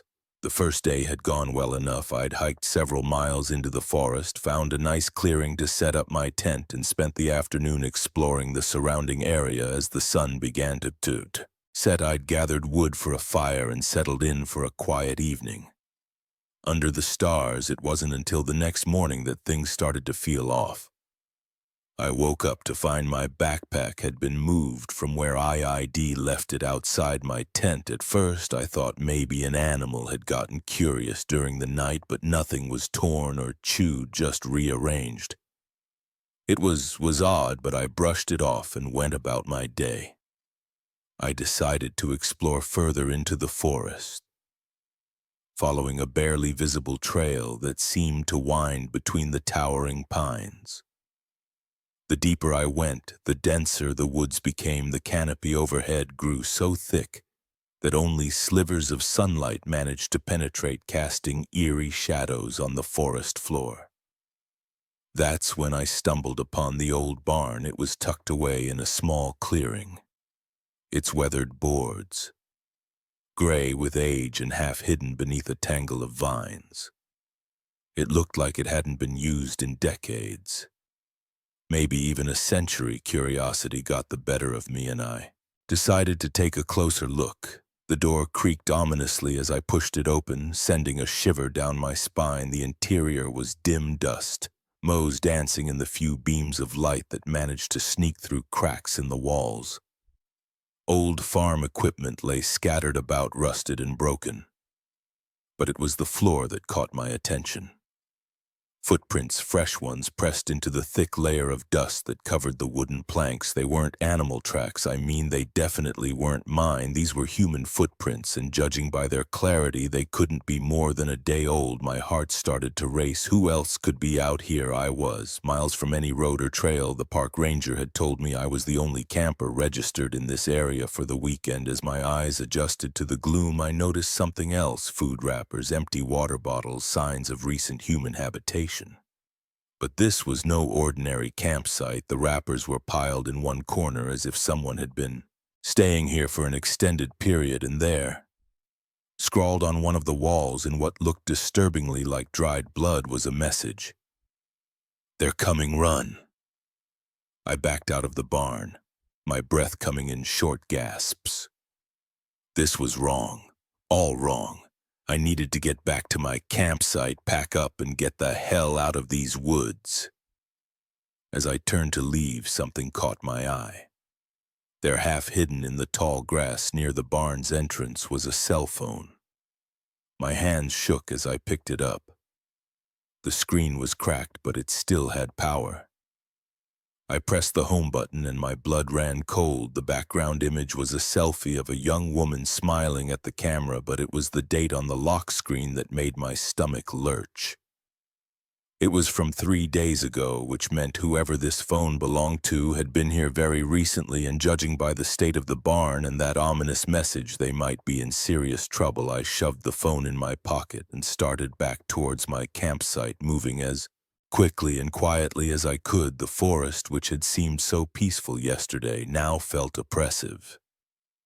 Every snapping twig made me jump. Every rustle in the underbrush sent my heart racing. When I finally reached my clearing, I stopped dead in my tracks. My tent was gone, not collapsed or blown over by the wind, but completely gone. The only sign it had ever been there was the flattened grass where it had stood. My mind reeled. This couldn't be happening. Who would take my tent and why? Then chilling thoughts struck me. What if they were still here? I spun around, scanning the trees surrounding the clearing. That's when I saw it. Just for a second, a flash of movement between two distant pines, a figure darting out of sight. Panic seized me. I had to get out of here now. But which way? In my haste to return to camp, I'd lost track of which direction I'd come from. The dense forest looked the same in every direction. I picked a direction at random and started running, branches whipped at my face. Roots threatened to trip me with every step, but I didn't slow down. I could hear something crashing through the underbrush behind me, gaining ground. I ran until my lungs burned and my legs felt like lead. When I couldn't run anymore, I ducked. behind a large fallen tree, trying to muffle my gasping breaths. I strained my ears, listening for any sign of pursuit. For a long moment there was nothing but the usual forest sounds, wind in the leaves, birds calling to each other. Then I heard it, a twig snapping nearby. Then another slow, deliberate footsteps coming closer. I held my breath, pressing myself against the rough bark of the fallen tree. The footsteps stopped so close I could have reached out and touched whoever it was. I could hear breathing heavy and ragged. "I know you're there," a voice said, low and growly. "No use hiding. We've been watching you since you entered our forest. Our forest. Who was this person and who were we? Come out now," the voice continued, "and maybe we'll let you leave in one piece." My mind raced. I could make a run for it, but I had no idea which direction would lead me out of the forest. And whoever this was, they clearly knew these woods better than I did. Fighting was out of the question. I had no weapons, and judging by the footsteps, this person was bigger than me. With no other options, I slowly stood up, raising my hands to show I was unarmed. "I'm coming out," I said, my voice shaking. "Please, I don't want any trouble. I'm just a hiker who got lost." I stepped out from behind the tree and found myself face to face with a man who looked like he'd been living in the wilderness for years. His clothes were tattered and stained, his beard wild and unkempt. But it was his eyes that truly terrified me. They were wide and feverish, filled with a manic intensity. "Lost," he sneered. "No one gets lost out here. You're one of them, aren't you? Sent to find us, to drag us back?" "I don't know what you're talking about," I said, trying to keep my voice calm. "I'm just a camper. I found a phone back at the barn," and his eyes widened. "At the mention of the phone, you found it. Where is it? Give it to me." He lunged forward, grabbing at my pockets. I stumbled backward, tripping over a root and falling hard. The phone clattered to the ground between us. The man snatched it up, cradling it like it was precious. "She said they'd come for us." He muttered, more to himself than to me. "Said we couldn't hide forever, but we showed her, didn't we?" "Yes, we did." A chill ran down my spine as the implications of his words sank in. The woman in the phone's background image. What had they done to her? "Listen," I said, slowly getting to my feet. "I don't know what's going on here, but I just want to leave. Can you point me towards the nearest road I'll go? And I won't tell anyone about you or this place." He looked at me, his wild eyes narrowing for a moment. I thought he might attack. Then, to my surprise, he laughed. It was a harsh, humorless sound that echoed through the trees. "Leave," he said. "Oh, you're not going anywhere. You've seen too much. No. You'll be staying with us. We always need more for the family." Before I could react, something heavy struck me from behind. As I fell, my vision blurring, I saw more figures emerging from the trees. Then everything went black. I don't know how long I was unconscious when I came to. I was in a dark, damp space that smelled of earth and decay. My hands were bound behind my back and a gag was tied tightly around my mouth. As my eyes adjusted to the gloom, I realized I wasn't alone. There were others here, similarly bound. Some were awake, their eyes wide with fear. Others lay motionless, and I prayed they were just unconscious. I heard movement above, and a sliver of light appeared as a trap door opened. The wild-eyed man peered down at us, that manic grin still on his face. "Welcome to the family," he said. "Don't worry, you'll learn to love it here, just like all the others." As the trapo slammed shut, plunging us back into darkness, I realized the terrible truth. My weekend of solitude had turned into a nightmare, and these woods held secrets far darker than I could have ever imagined. And the worst part, no one knew I was here. No one would come looking for me and trying to escape the chaos of my old life. I'd stumbled into a horror beyond imagination. As I lay there in the dark, listening to the muffled sobs of my fellow captives, I made a silent vow somehow. Some way I would find a way out of this, and when I did, I would make sure these monsters faced justice for what they'd done. But for now, all I could do was wait and hope that an opportunity for escape would present itself. Because in these dark woods, hope was all I had left. The first time the phone rang, I thought it was a wrong number by the third call. I knew someone was watching me, and by the 10th I realized my life would never be the same again. It started on a Tuesday evening. I'd just gotten home from work, kicking off my shoes and collapsing onto the couch. With a sigh of relief, the day had been long filled with meetings and deadlines, and all I wanted was to order some takeout and binge-watch my favorite show. That's when my phone rang. Unknown number. I usually don't answer calls from numbers I don't recognize, but something made me pick up this time. "Hello," I said, expecting a telemarketer or maybe a wrong number. There was silence on the other end. Then, just as I was about to hang up, a voice spoke. It was distorted, like someone was using a voice changer. "Hello, Sarah," the voice said. "Red looks good on you today." I froze. I was wearing a red blouse. How did they know that? "Who is this?" I demanded, my heart starting to race. The line went dead. I sat there for a moment staring at my phone. It had to be a coincidence, right? Maybe someone from work playing a prank, but deep down I knew that wasn't the case. I got up and went to the window, peering out at the street below. Everything looked normal. Cars parked along the curb, a couple walking their dog. The usual evening scene in my quiet suburban neighborhood. But now it all seemed sinister somehow. I drew the curtains and double-checked the locks on my doors and windows. Then I called my best friend Lisa. "Hey, did you or anyone from the office try to prank call me just now?" I asked when she picked up. "What? No, why would we do that?" Lisa sounded confused. Confused? I explained what had happened. Lisa listened, then said, "That's creepy, Sarah. Maybe you should call the police." I considered it. But what would I tell them? That I got a weird phone call? They'd probably just tell me to block the number, so I tried to shake it off.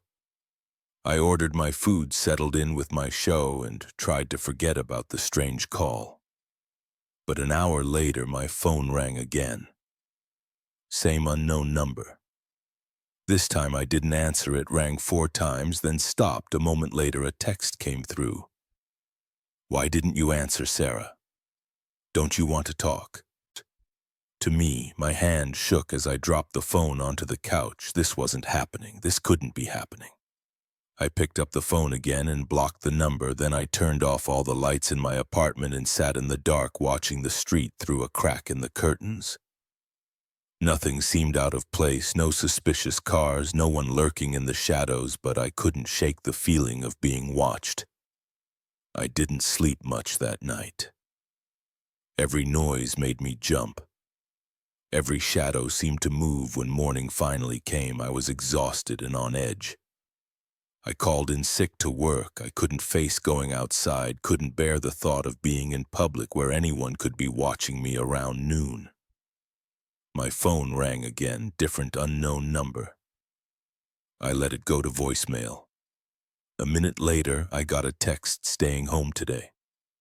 Sarah, smart girl, but you can't hide forever." I threw the phone across the room, watching it bounce off the wall and clatter to the floor. This was insane. How did they know?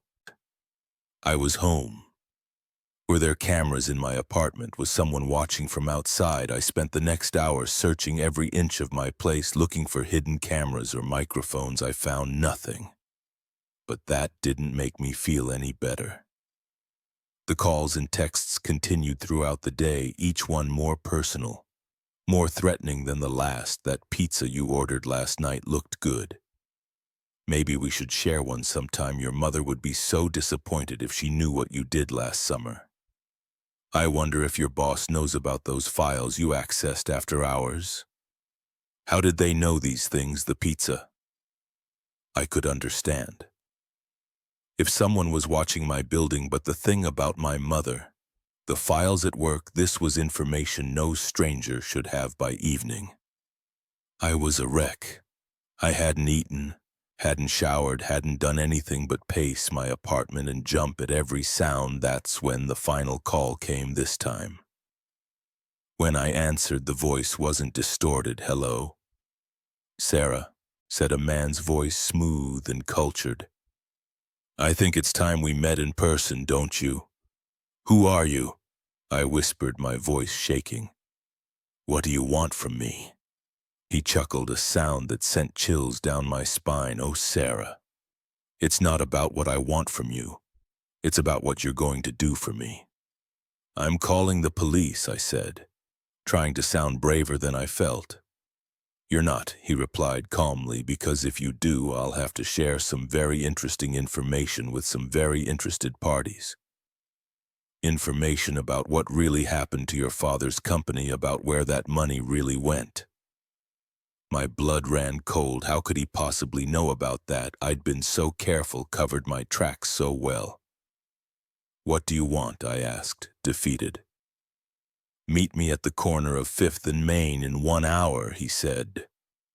"Come alone or things will get very unpleasant for you and your loved ones." The line went dead. I stood there, my mind racing. I could run, but where would I go? He seemed to know everything about me. I could call the police, but what if he made good on his threat? In the end, I did the only thing I could think of.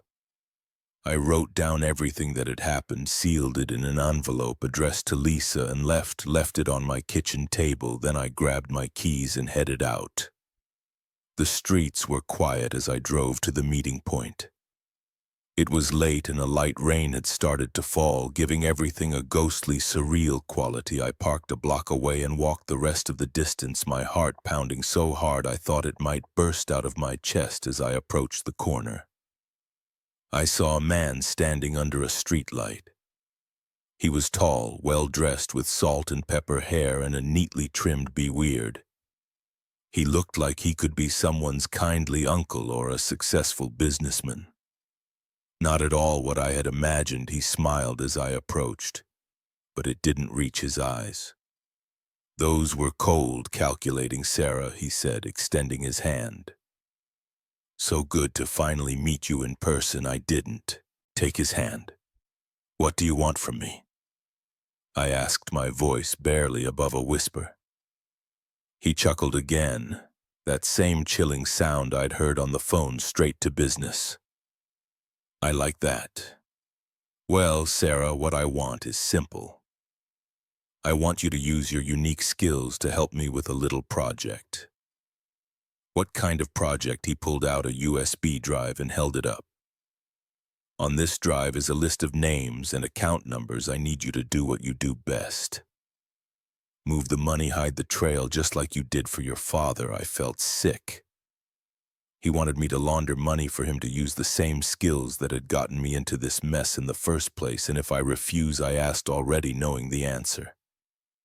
His smile turned predatory. "Then I start making phone calls to the police, to your company, to your mother.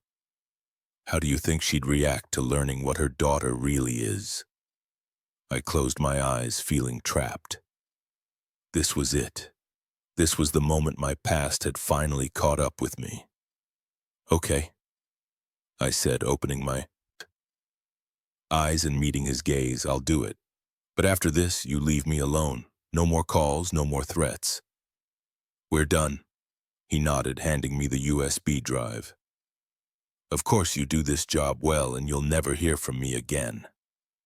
As I took the drive, a thought occurred to me. A dangerous, desperate thought. "How do I know you won't just keep blackmailing me?" I asked. He raised an eyebrow. "You don't, but what choice do you have?" I nodded as if accepting this. Then in one swift motion I grabbed his wrist and twisted, using a self-defense move Lisa had taught me years ago.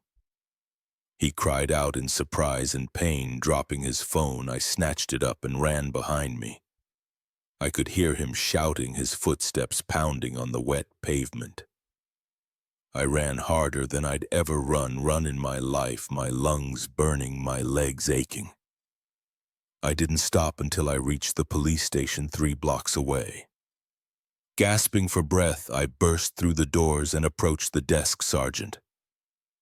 "I need to report a crime," I said, placing both USB drives, his and mine, on the counter, and I need to confess to one. The sergeant looked at me.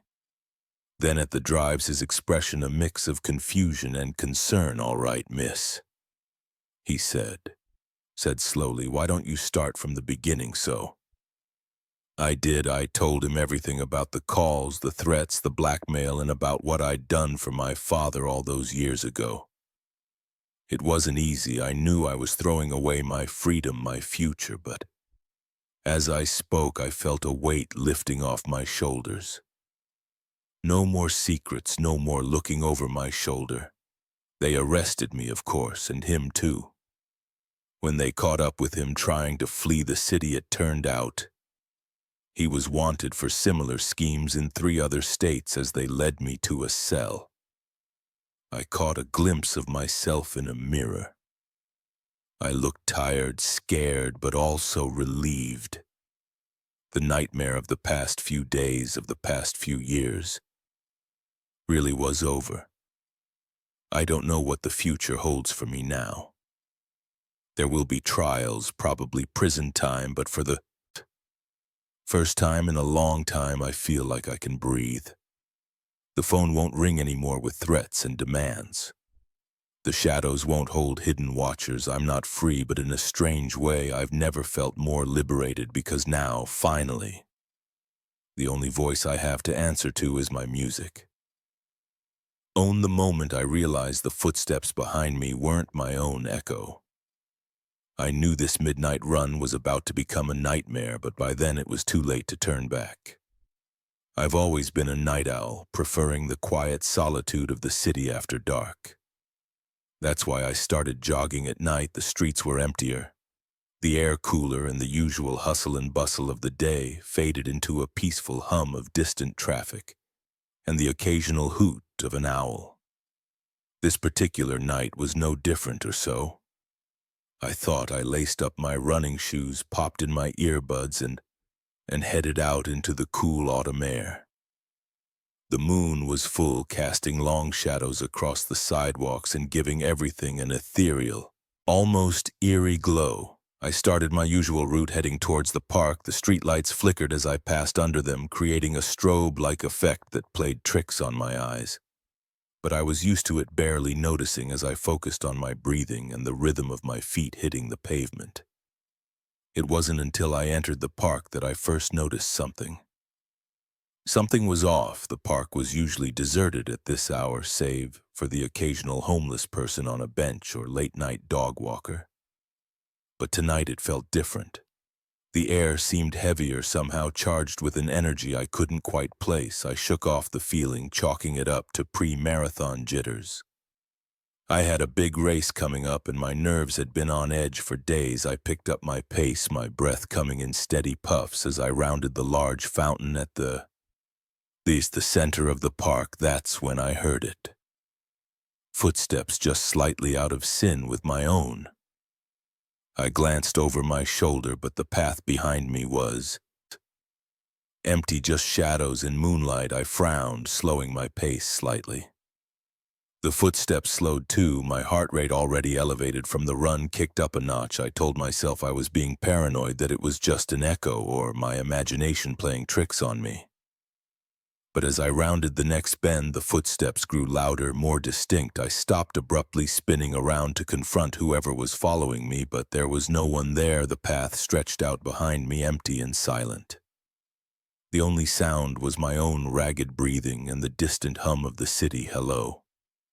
I called out, my voice sounding small and scared in the vast emptiness of the park. No response. I stood there for a moment, straining my ears for any sign of movement. Nothing, just the rustle of leaves in the gentle breeze and the far-off bark of a dog. Shaking my head, I turned to continue my run, but as soon as I started moving, the footsteps returned. This time they were faster, more urgent, as if whoever or whatever was making them was trying to catch up. Panic seized me. I broke into a sprint, my feet pounding the pavement as I raced towards the park exit. The footsteps behind me quickened to match my pace, growing louder with each passing second. I risked another glance over my shoulder and my blood ran cold there.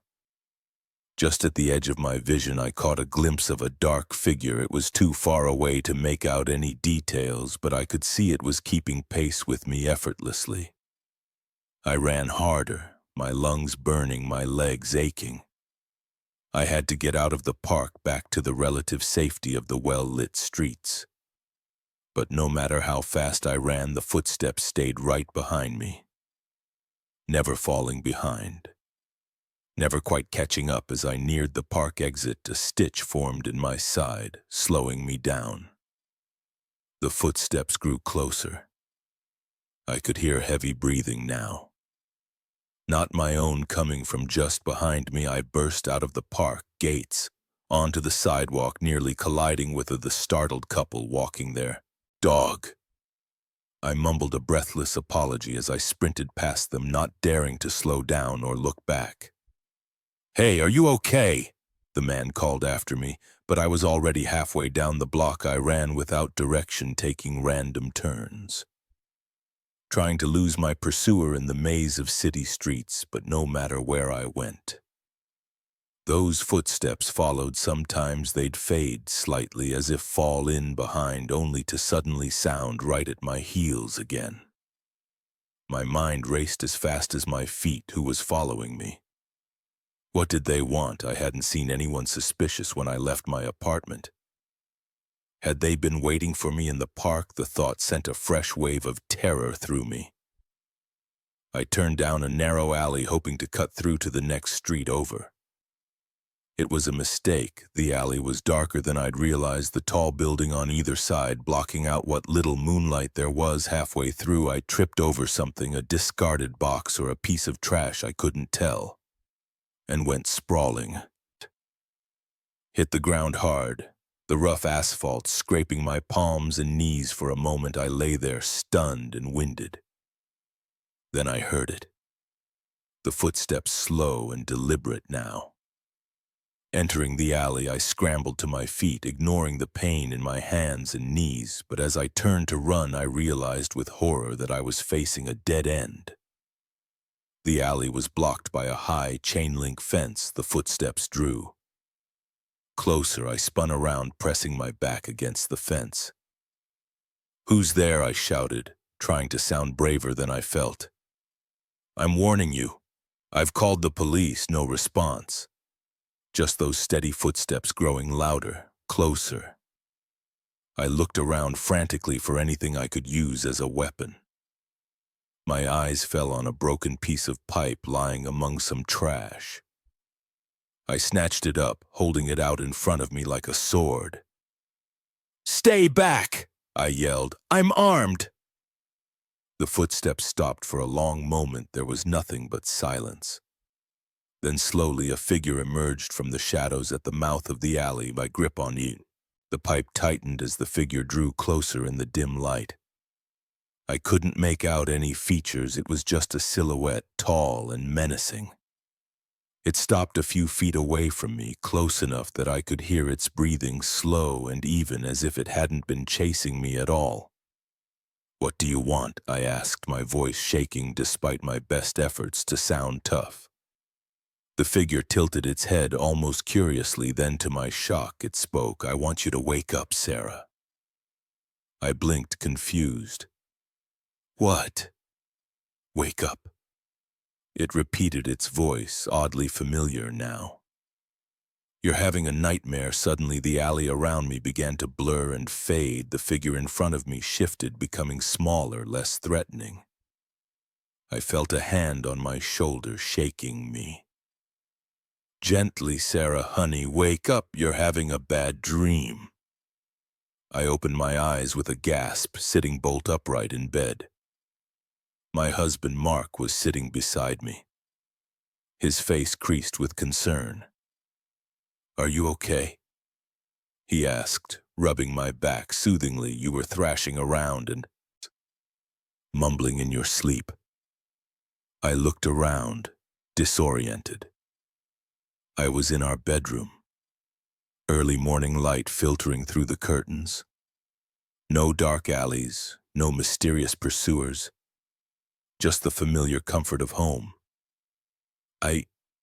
I had a nightmare," I said, my voice hoarse. "I was running and something was chasing me." Mark pulled me into a hug. "It's okay," he murmured. "You're safe now. It was just a dream." As my racing heart began to slow, I nodded, letting out a shaky breath. "Yeah, just a dream." But as Mark got up to make us some coffee, I couldn't shake the lingering feeling of unease. The dream had felt so real, so vivid, I could still hear those footsteps echoing in my mind. I got out of bed and went to the window. Pushing aside the curtain to look out at the quiet street below, everything was normal: people walking their dogs, a few early morning joggers, a delivery truck making its rounds. Then, just for a second, I thought I saw something. A figure standing perfectly still on the sidewalk across the street, looking up at my window, but when I blinked it was gone. On just my imagination, I told myself, letting the curtain fall back into place. Just leftover nerves from the nightmare. But as I turned away from the window, I couldn't quite convince myself that was true, because for that brief moment the figure had looked familiar. It had looked like the silhouette from my dream. I shook my head, trying to clear away the last cobwebs of sleep and fear. "It was just a dream," I repeated to myself. Just a dream, but deep down, a small part of me wondered. And as I made my way to the kitchen to join Mark for coffee, I found myself listening for footsteps that weren't my own. The moment I saw those deep scratches on the motel room walls, I knew I'd made a terrible mistake checking in. But by then it was too late to leave. The night was about to become a waking nightmare. I'd been driving for hours, my eyelids growing heavier with each passing mile. The neon sign of the Pine Rest Motel glowed like a beacon in the darkness, promising a bed and a few hours of sleep before I continued my journey. I should have kept driving. The parking lot was nearly empty when I pulled in. Just a couple of beat-up trucks in my own sedan. The office was a small, dimly lit room that smelled of stale cigarettes and cheap air freshener. The clerk, an older man with a permanent scowl etched into his weathered face, barely looked up from his outdated TV as he handed me the key to room 13, checkouts at 11. He grunted, already turning his attention back to the flickering screen. I should have noticed the way his eyes darted nervously to the door as I left the slight tremor in his hand as he passed me the key, but I was too tired, too focused on the promise of sleep to pay attention to these warning signs. The walk to my room felt longer than it should have. The silence of the night broken only by the crunch of gravel under my feet and the distant hum of the highway. When I reached door 13, I hesitated for just a moment, my hand hovering over the knob. Something felt off, but I chalked it up to road fatigue and pushed the door open. The room was about what you'd expect from a budget motel: faded wallpaper, a sagging double bed, and a TV that looked old enough to have broadcast the moon landing. But it was the walls that caught my attention. In the dim light filtering through the thin curtains, I could see deep scratches marring the dingy paint. They were everywhere, some short and frantic, others long and deliberate, as if someone or something had been trying to claw its way out. I dropped my bag, my tiredness forgotten, as I moved closer to examine the marks. They weren't just on one wall, but all of them, even extending to the ceiling in places. Some looked old, the edges smooth and worn, while others seemed fresher, the paint around them still curled and flaking. A chill ran down my spine as I ran my fingers over the grooves. What could have made these, and why hadn't they been repaired or painted over? I turned to leave to demand another room, or better yet, a refund so I could get the hell out of there. But as I reached for the door handle, I heard a soft scratching sound coming from somewhere inside the room. I froze, my heart pounding in my chest. The sound stopped, then started again, louder. This time it seemed to be coming from the bathroom, against every instinct screaming at me to run. I moved towards the bathroom door. The scratching grew more intense, accompanied now by a low, guttural growl that raised the hair on the back of my neck with a trembling hand. I reached for the doorknob just as my fingers brushed the cool metal. The noises stopped abruptly. The silence that followed was somehow even more terrifying. I don't know how long I stood there, my hand on the doorknob, too scared to open it, but too paralyzed with fear to move away. Finally, I managed to take a step back. Then another. My eyes never. Leaving the bathroom door, I bumped into the bed and nearly jumped out of my skin. Turning quickly, I saw something that made my blood run cold. There, half hidden under the bed skirt, was a journal. Its leather cover was worn and scratched, mimicking the walls around me. With shaking hands, I pulled it out. The pages were yellowed with age, filled with frantic scribbles and desperate pleas. As I flipped through, certain phrases jumped out at me. "It comes at night, don't look in the mirror, the scratching never stops." The last entry written in a shaky hand. Simply read, "If you're reading this, it's too late, it knows you're here." A loud bang from the bathroom made me drop the journal. The door shuddered in its frame as if something on the other side was throwing its weight against it. I ran for the door, my heart pounding so hard I thought it might burst from my chest, but the handle wouldn't turn. I yanked harder, panic rising in my throat. But it was no use, I was locked in the banging. From the bathroom grew louder, more insistent. I could hear wood splintering, the hinges groaning under the assault. I looked around frantically for another way out. The window I rushed over, but it was sealed shut, the glass too thick to break easily. As I turned back to the room, my eyes fell on the mirror hanging on the wall. For a split second, I saw something in its reflection. A dark shape hunched and twisted, its eyes glowing with an otherworldly light. I blinked and it was gone. The bathroom door exploded outward in a shower of splinters. I caught a glimpse of something emerging, something that should not exist in any sane world, before I squeezed my eyes shut and pressed myself into the corner of the room. I could hear it moving, its breath coming in ragged gasps, the sound of claws scraping against the floor as it came closer. The smell hit me. Then a stench of decay and something alien. Something wrong. I kept my eyes closed, silently praying to any god that might be listening. The scratching sound was all around me now. On the walls, the floor getting closer and closer. Then suddenly it stopped. The room fell silent except for my own ragged breathing. Slowly, terrified of what I might see, I opened my eyes. The room was empty, no monster, no broken bathroom door. Even the scratches on the walls were gone, the paint smooth and unblemished, as if they had never existed. For a moment I thought I had imagined it all. A hallucination brought on by exhaustion, perhaps, but then I saw the journal still lying on the floor where I had dropped it with trembling hands. I picked it up and opened it. The pages were blank, every single one. I don't remember much of what happened next. I know I somehow got out of the room, out of the motel. I drove through the night, not stopping until the sun was high in the sky and I was 2 states away. I've tried to convince myself it was all a dream, a vivid nightmare brought on by too many hours on the road. But sometimes late at night I hear it, that soft scratching sound coming from just outside my bedroom door. And I know deep in my bones that whatever was in that motel room is still out there waiting, watching. And sometimes when I catch a glimpse of myself in the mirror, I see something else looking back, something with eyes that glow in the darkness, something that smiles with too many teeth. I don't stay in motels anymore. I don't sleep much at all, to be honest. Because I know now that there are things in this world that defy explanation.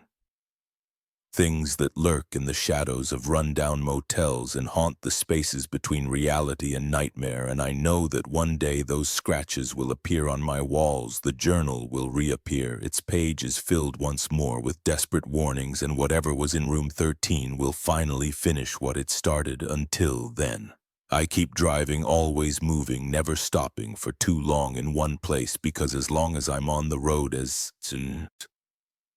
long as I don't let myself rest, I can pretend that night never happened. I can pretend I'm safe, but deep down I know the truth: you can't escape room 13.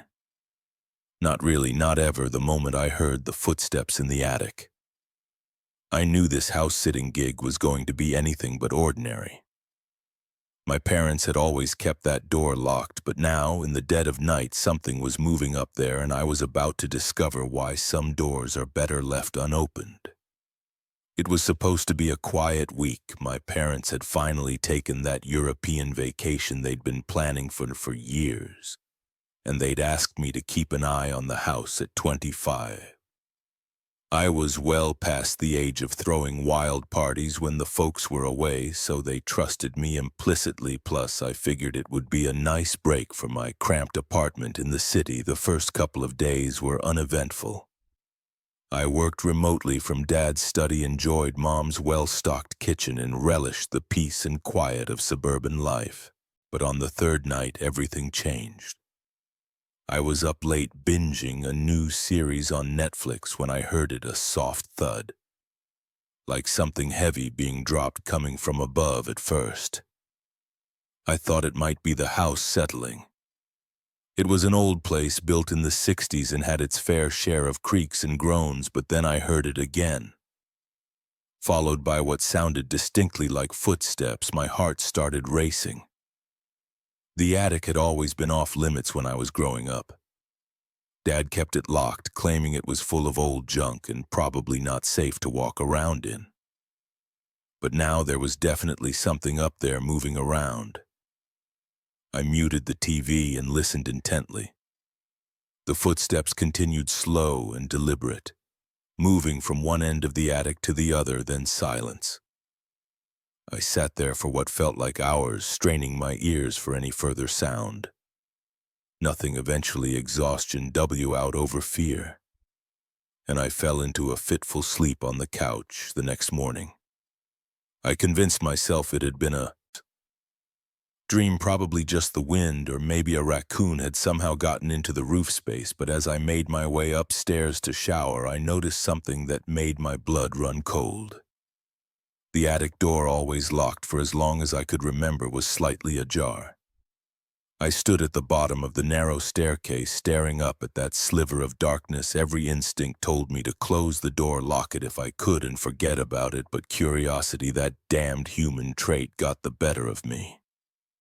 Taking a deep breath, I began to climb the stairs. Each step creaked under my weight, the sound unnaturally loud in the quiet house. As I reached the top, I hesitated for a moment before pushing in the door fully open. The attic was dimly lit by a single circular window at the far end. Dust motes danced in the shaft of sunlight, giving the whole space an ethereal quality at first glance. It looked exactly as Dad had always described, just a storage space full of old furniture and boxes. But as my eyes adjusted to the gloom, I noticed something odd in the center of the room. The dust on the floor had been disturbed. There were footprints, and they didn't look like they belonged to a raccoon. They were human. My heart pounding, I stepped further into the attic. The footprints led to a stack of boxes in the corner. As I got closer, I realized the top box had been opened recently. The packing tape was freshly torn, the flaps hastily closed with shaking hands. I opened the box. Inside were photo albums, dozens of them, but these weren't the familiar family photos I'd grown up with. These were older, many in black and white, showing people I didn't recognize. I pulled out one of the albums and opened it. The first photo made me gasp. It showed a young woman, probably in her early 20s, standing in front of this very house. She looked eerily similar to me. Same dark hair, same eyes, but the clothes in the car in the background placed the photo sometime in the 1950s. I flipped through more pages, more photos of this woman and a man I assumed was her husband. They looked happy, smiling at the camera, embracing each other, but as I got further into the album, the photos changed. The woman's smile became forced. Her eyes haunted in the last few photos. She looked terrified. Her gaze always darting to something just out of frame. The final photo in the album chilled me to the bone. It showed the woman standing in this very attic, her face a mask of fear, reaching towards the camera as if pleading for help. I dropped the album, my hands shaking. What was I looking at? Who was this woman, and why did she look so much like me? As if in answer to my unspoken questions, I heard a creak behind me. I spun around, my heart in my throat. There, emerging from behind a stack of old furniture, was a figure. It was hazy at first, like heat. Shimmer on a hot day, but as I watched in horror, it solidified into the form of a man. He was tall, dressed in clothes from another era, and he was smiling, but it wasn't a friendly smile. It was predatory, triumphant. I scrambled backward, knocking over boxes in my haste to get away. The figure advanced, its movements jerky and unnatural. As it got closer, I could see right through it to the wall behind a ghost. I was looking at a ghost. I turned and ran, practically falling down the attic stairs. In my desperation to escape, I slammed the door behind me, not stopping until I was out of the house. And in my car, I drove aimlessly for hours, trying to make sense of what I'd seen. When I finally calmed down enough to think rationally, I called my parents. It took some convincing, but I finally got them to tell me the truth. The woman in the photos was my grandmother, my real grandmother. The woman I'd grown up calling Gran was actually my step-grandmother. My real grandmother had disappeared in 1956, shortly after my father was born. The police investigation turned up nothing, and eventually she was declared dead. My grandfather had remarried a few years later, and they had agreed never to tell my father the truth. They thought they were protecting him and later me from a painful family history. But they didn't know the whole story. They couldn't have known about the ghost in the attic, the malevolent spirit that had terrorized my grandmother and now seemed fixated on me. I didn't go back to the house, I couldn't, but I did more research. Digging into old newspaper archives and county records, I discovered that before my grandparents bought it, the house had belonged to a man named Joseph Crane. He had died there in 1945, in circumstances that were never fully explained. The pieces started to fall into place. Joseph Crane, for whatever reason, had never left that house.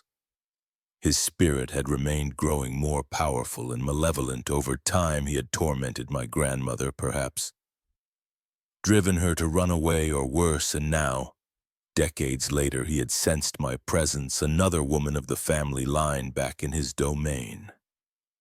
I don't know what to do with this knowledge. I can't tell my parents the whole truth. They'd never believe me. But I know I can never set foot in that house again, and I worry constantly about what might happen when they return from their vacation, sometimes late at night. I think I hear footsteps in my apartment, soft, deliberate steps that don't belong to any of my neighbors, and sometimes out of the corner of my eye I catch a glimpse of a figure, a tall man in old-fashioned clothes, smiling that terrible smile. I tell myself, it's just my imagination, my mind playing tricks on me after the shock of what I discovered, but deep down I know the truth. Joseph Crane isn't confined to that attic. He's latched onto me now, followed me to my new life in the city, and I don't know how to escape him, so I leave the lights on at night. I avoid mirrors and dark corners, and I pray that one day I'll find a way to lay this family. Family goes to rest before he does to me whatever he did to my grandmother all those years ago, because now I know some doors are meant to stay locked. Some secrets are better left buried, and sometimes the past doesn't just haunt us figuratively. Sometimes it comes back with a vengeance, wearing a cruel smile and leaving footprints in the dust of a long-forgotten attic. The moment I realized the car behind me had no headlights, I knew this wasn't going to be an ordinary drive home. But by then it was too late. The game of cat and mouse had already begun, and I was the mouse. It was a Friday night, and I was driving back from a late meeting in the city. The rain had started about an hour into my journey. A light drizzle at first that quickly became a torrential downpour. The highway stretched out before me, a ribbon of wet asphalt disappearing into the darkness I'd always enjoyed. Night driving, there was something peaceful about it. The world shrunk down to just me, my car, and the road ahead.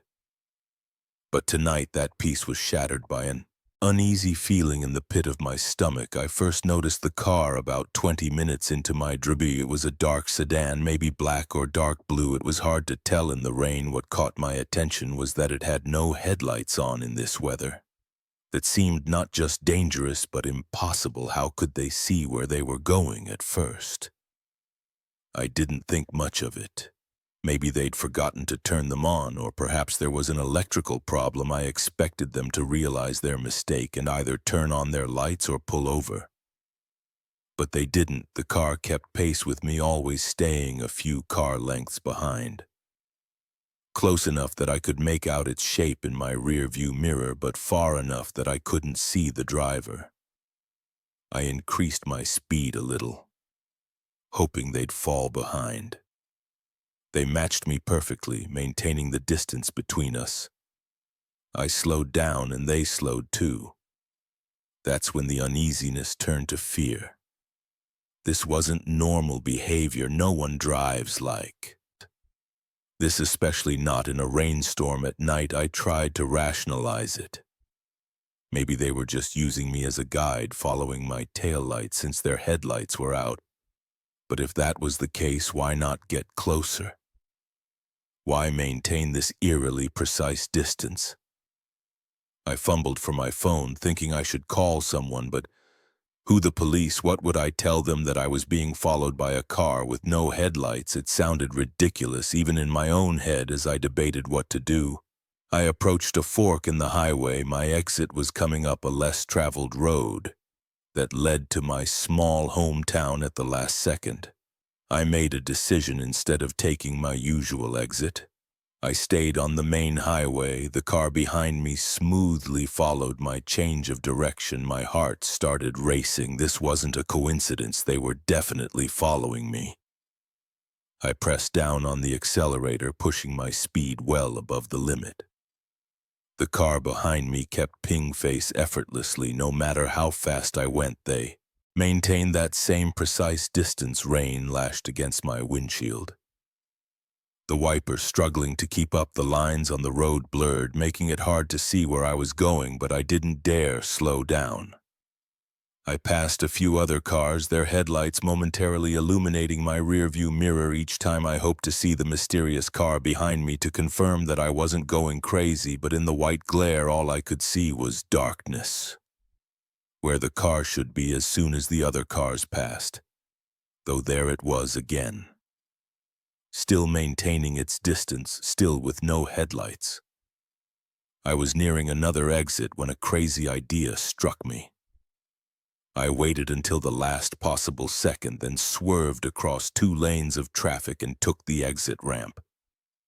My tires screeched in protest, and for a heart-stopping moment I thought I might lose control, but I made it as I flew down the exit ramp. I glanced in my mirror, certain that I'd finally lost them. My blood ran cold. The car was still there. How was this possible? There's no way they could have anticipated my move and reacted in time unless they knew what I was going to do before I did it. The exit led to a winding country road in daylight. It would have been scenic at night in this storm. It was a nightmare. Tall trees loomed on either side, their branches reaching out like gnarled fingers. The road twisted and turned, each bend hiding what lay ahead. I drove as fast as I dared, taking the curves at speeds that sent my heart into my throat. But no matter how fast I went, no matter how recklessly I took the turns, the car behind me kept up. My fuel gauge caught my eye, the needle hovering just above empty. In my panic, I'd forgotten about gas. I had maybe 20 ml left, 30. If I was lucky, and I had no idea where the nearest gas station was. As if sensing my predicament, the car behind me suddenly sped up. For the first time, it was closing the distance between us. I pushed my car harder, knowing I was running on fumes. The engine whined in protest as I urged it up a steep hill. As I crested the top, I saw something that made my heart leap. Headlights approaching from the opposite direction. Relief flooded through me. Another car meant another witness, someone who could confirm that I wasn't crazy, that this mysterious vehicle really was following me. I flashed my lights frantically, trying to get the oncoming car's attention.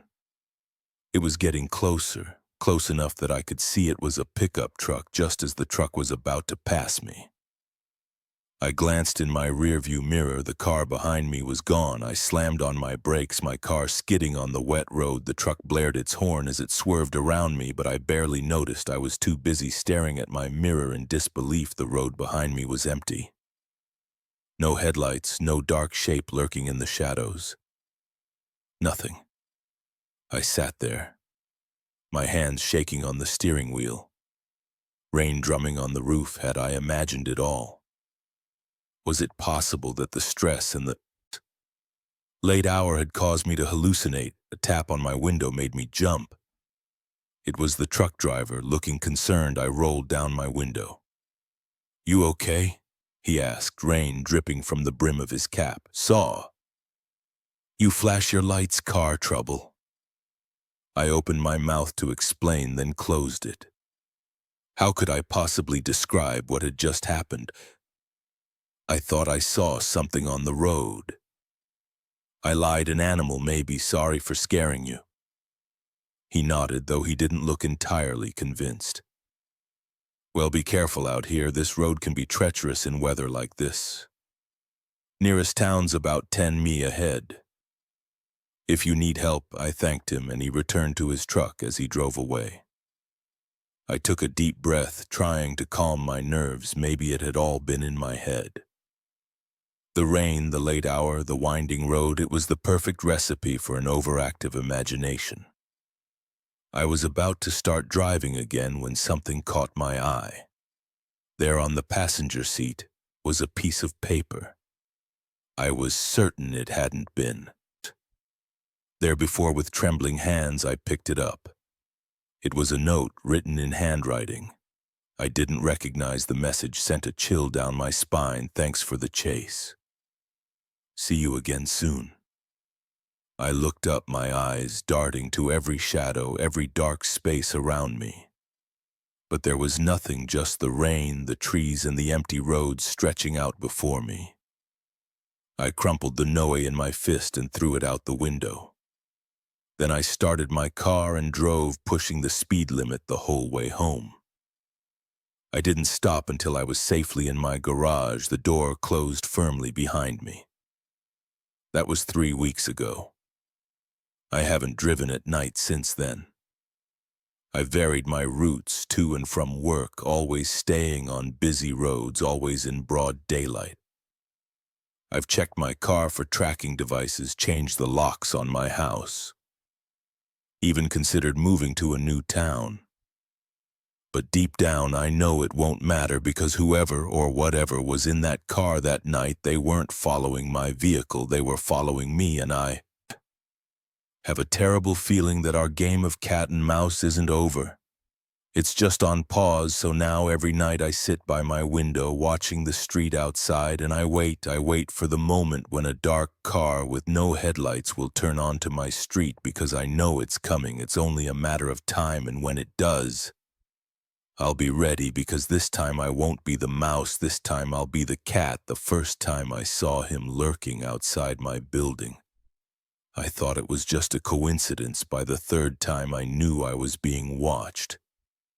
What I didn't know was how quickly my life would spiral into a nightmare of paranoia and fear. It started on a Tuesday, I remember, because I had just finished a grueling shift at the hospital where I work as a nurse. All I wanted was to get home, kick off my shoes, and lose myself in a mindless reality show. As I approached my apartment building, I noticed a man standing across the street. He was average height, wearing a dark jacket and a baseball cap pulled low over his eyes.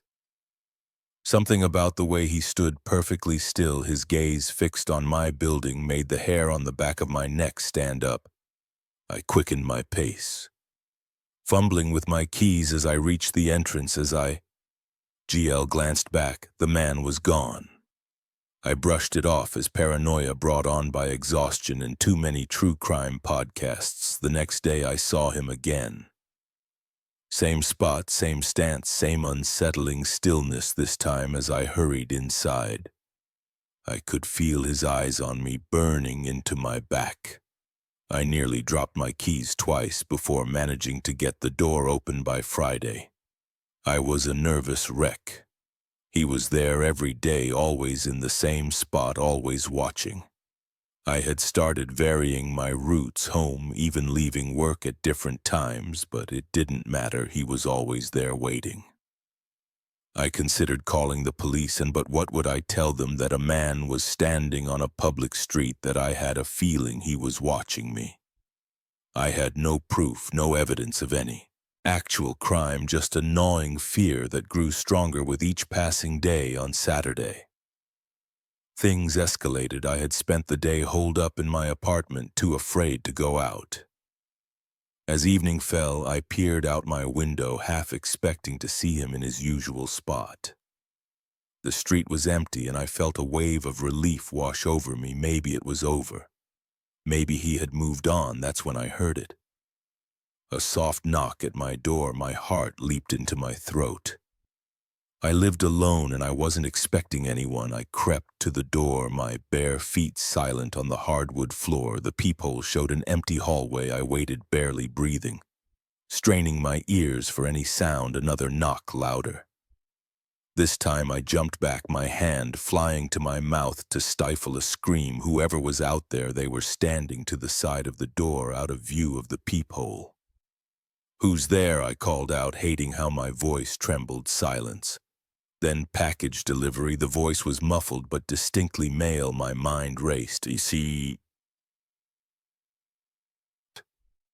hadn't ordered anything, and it was well past normal delivery hours. Every instinct screamed that this was wrong, that I shouldn't open the door. "Just leave it there," I said, trying to keep my voice steady.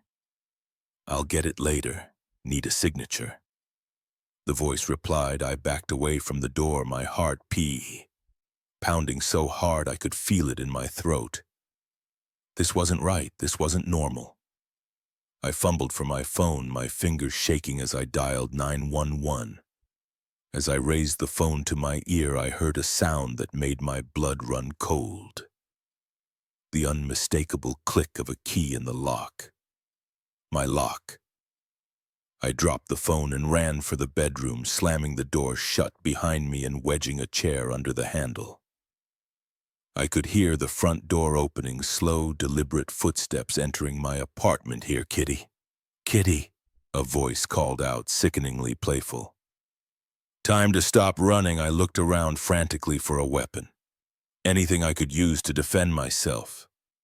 My eyes fell on the lamp on my bedside table. I unplugged it, gripping it tightly in both hands. The footsteps grew closer, stopping just outside the bedroom door. The handle jiggled. "Come on out," the voice said. "We both know how this ends." I stood there, frozen in terror, the lamp raised and ready. The door shuddered as he threw his weight against it, once, twice, three times. On the fourth try, I heard the chair scraping across the floor. One more hit and the door would give way. In that moment, something inside me snapped. I was not going to be a victim. I was not going to die here cowering in fear as the door burst open. I swung the lamp with all my might. It connected with a satisfying crack. Catching my attacker off guard, he stumbled backward, giving me the opening I needed. I bolted past him, not daring to look back. As I ran for the front door, I made it to the hallway, screaming for help as I ran towards the stairs behind me. I could hear him recovering, his footsteps pounding after me. I took the stairs two at a time, my bare feet slipping. On the cold concrete, I burst out of the stairwell into the lobby, relief flooding through me. As I saw my neighbor, Mr. Johnson, checking his mail. His eyes widened as he took in my disheveled appearance and panicked expression. "Call the police," I gasped, just as my attacker emerged from the stairwell. What happened next was a blur. Mr. Johnson, a retired Marine, moved with surprising speed. For a man in his 60s, he tackled my attacker, pinning him to the ground as I fumbled with my phone, finally managing to dial 911. The police arrived within minutes, along with an ambulance, as they led my attacker away in handcuffs. I got my first clear look at his face. It was him, the man who had been watching me all week, but now in the harsh fluorescent light of the lobby, he didn't look menacing at all. He looked ordinary, just a man, not the monster I had built up in my mind. The detectives told me later that he was wanted in connection with several stalking cases and home invasions across the city. They found detailed notes about my routines in his apartment, along with trophies from other victims. I was lucky, they said. If Mr. Johnson hadn't been there, I didn't go back to my apartment that night, or for many nights after. I stayed with a friend, jumped at every sound, saw danger in every shadow. It took months of therapy before I could sleep through the night without nightmares. Eventually, I moved to a new city, started a new job. I installed a state-of-the-art security system in my new apartment and took self-defense classes. Slowly, I started to feel safe again. But sometimes when I'm walking home late at night, I'll catch a glimpse of someone standing still on a street corner or hear footsteps behind me that seem to match my pace. In those moments, the fear comes rushing back, as fresh and raw as it was that night in my old apartment. I know now that the world can be a dangerous place, that there are predators out there who see people like me as prey, but I also know that I'm stronger than I ever thought possible. I survived, I fought back. And if, God forbid, I ever find myself in a situation like that again, I'll be ready, because the thing about being stalked, about living through that kind of terror, is that it changes you. You can let it break you, let the fear control your life, or you can use it, let it fuel you, make you more aware, more prepared. I chose the latter. I refuse to be a victim again. I refuse to let one man's sick obsession define the rest of my life. Yes, I still look over my shoulder. Yes, I still check the locks twice before I go to bed, but I also live, I laugh, I love. I don't let the fear win. And to the man who thought he could make me his prey, you failed. You may have taken my sense of security for a while, but you didn't take my life, my spirit, or my strength in trying to break me. You only made me more resilient. So watch all you want. I'm not afraid anymore, because now I'm the one you should be scared of. The moment I saw his hand reach into his jacket, I knew this late-night bus ride was about to turn into a fight for survival. But what I didn't realize was that the real danger wasn't just the man with the knife. It was the darkness lurking inside me. I'd boarded the Greyhound in Chicago, bound for a small town in Indiana where my grandmother lived. It was a last-minute decision prompted by a late-night call from the nursing home. "She's asking for you. They'd said you might want to come soon." I knew what that meant. So I'd thrown some clothes in a bag, bought a ticket, and found myself on the 11:00 p.m. bus, surrounded by a motley crew of night travelers. The bus was about half full when we left the station, a mix of people you'd expect to see on a late-night route. A few college kids with headphones on, probably heading home for the weekend. A couple of worn-looking women I pegged as nurses or waitresses finishing late shifts and scattered through the back. A handful of ruffle-looking men who kept to themselves. I settled into a seat near the middle, my backpack tucked safely under my feet as we pulled out of the station. I leaned my head against the window, watching the city lights blur into streaks of neon.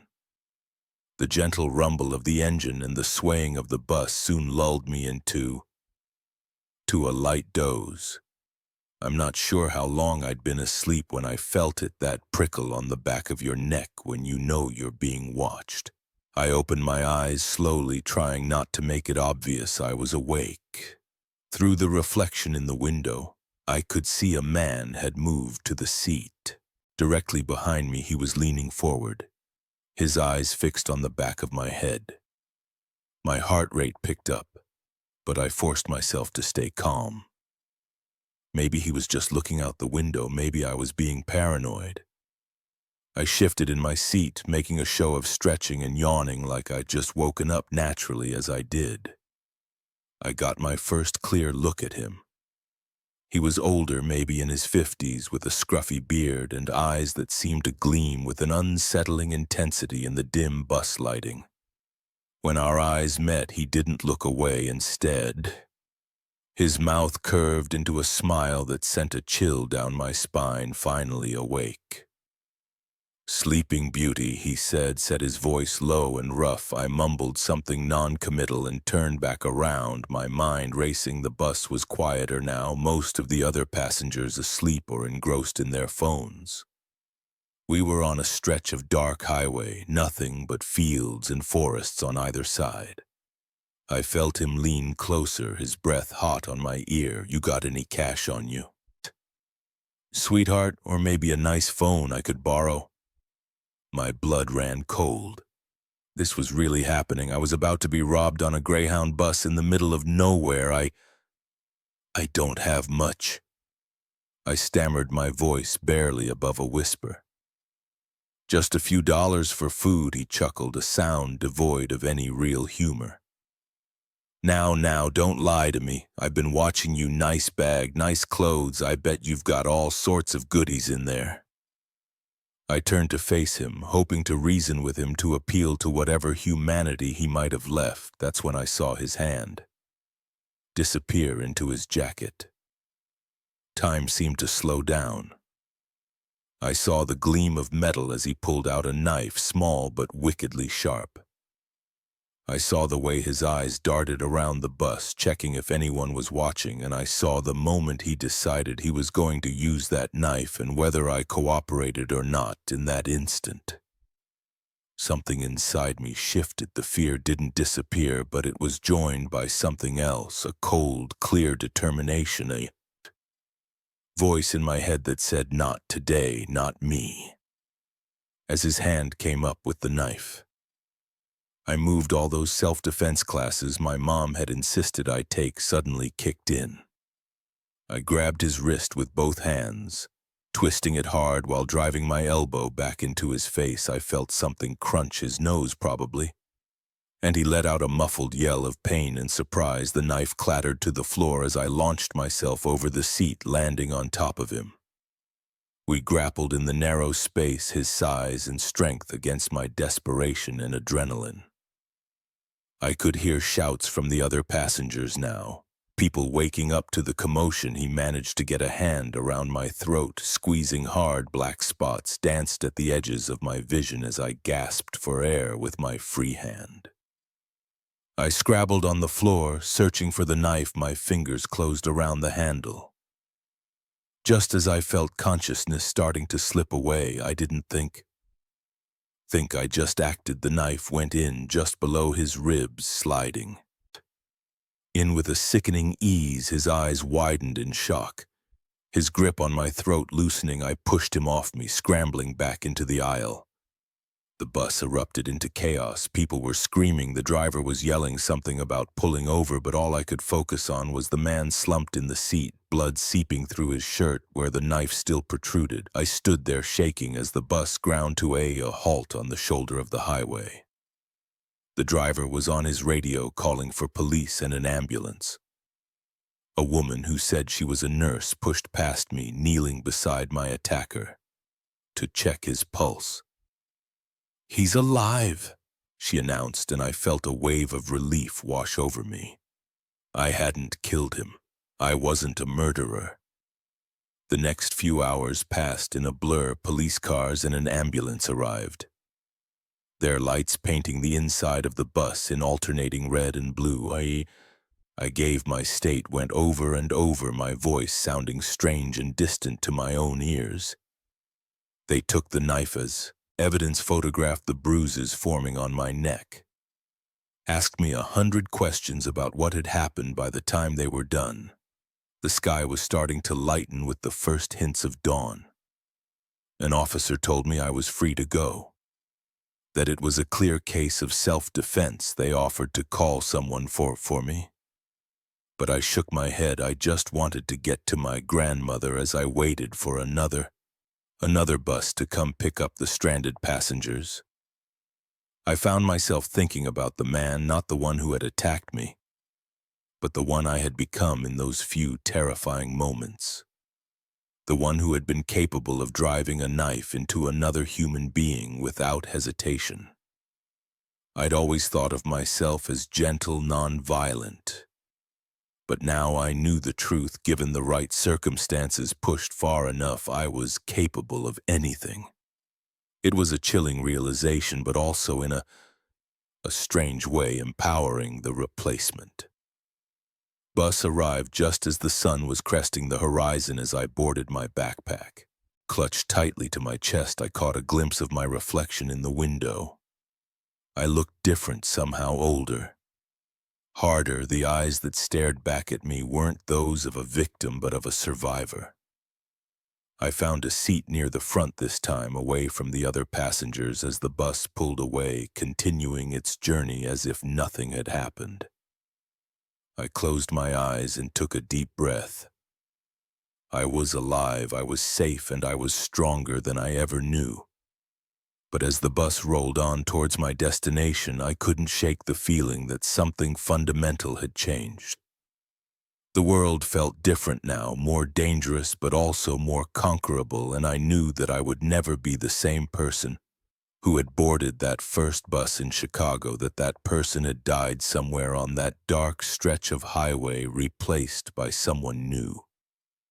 Someone who knew the taste of violence and the weight of survival. Someone who would never be caught off guard again. As we passed a sign welcoming us to Indiana, I made a silent promise to myself. I would visit my grandmother, say my goodbyes, and then I would figure out who this new person was. This person who could stare death in the face and come out the other side. Because one thing was certain, I couldn't go back to my old life, not now, not ever. The road ahead was uncertain, but for the first time in my life, I felt ready to face whatever it might bring. After all, I had faced the worst the night could offer, and I had won whatever came next. I would be ready. The moment I saw the fresh footprints in the dust of the abandoned attraction, I knew we weren't alone. What had started as a thrilling urban exploration was about to become a nightmare none of us would ever forget. It was Sarah's idea to check out the old Paradise Park. She'd always been the adventurous one in our group, always pushing us to try new things, to step out of our comfort zones. When she showed us the pictures of the decaying amusement park just outside of town, overgrown and forgotten, how could we resist? There were 4 of us.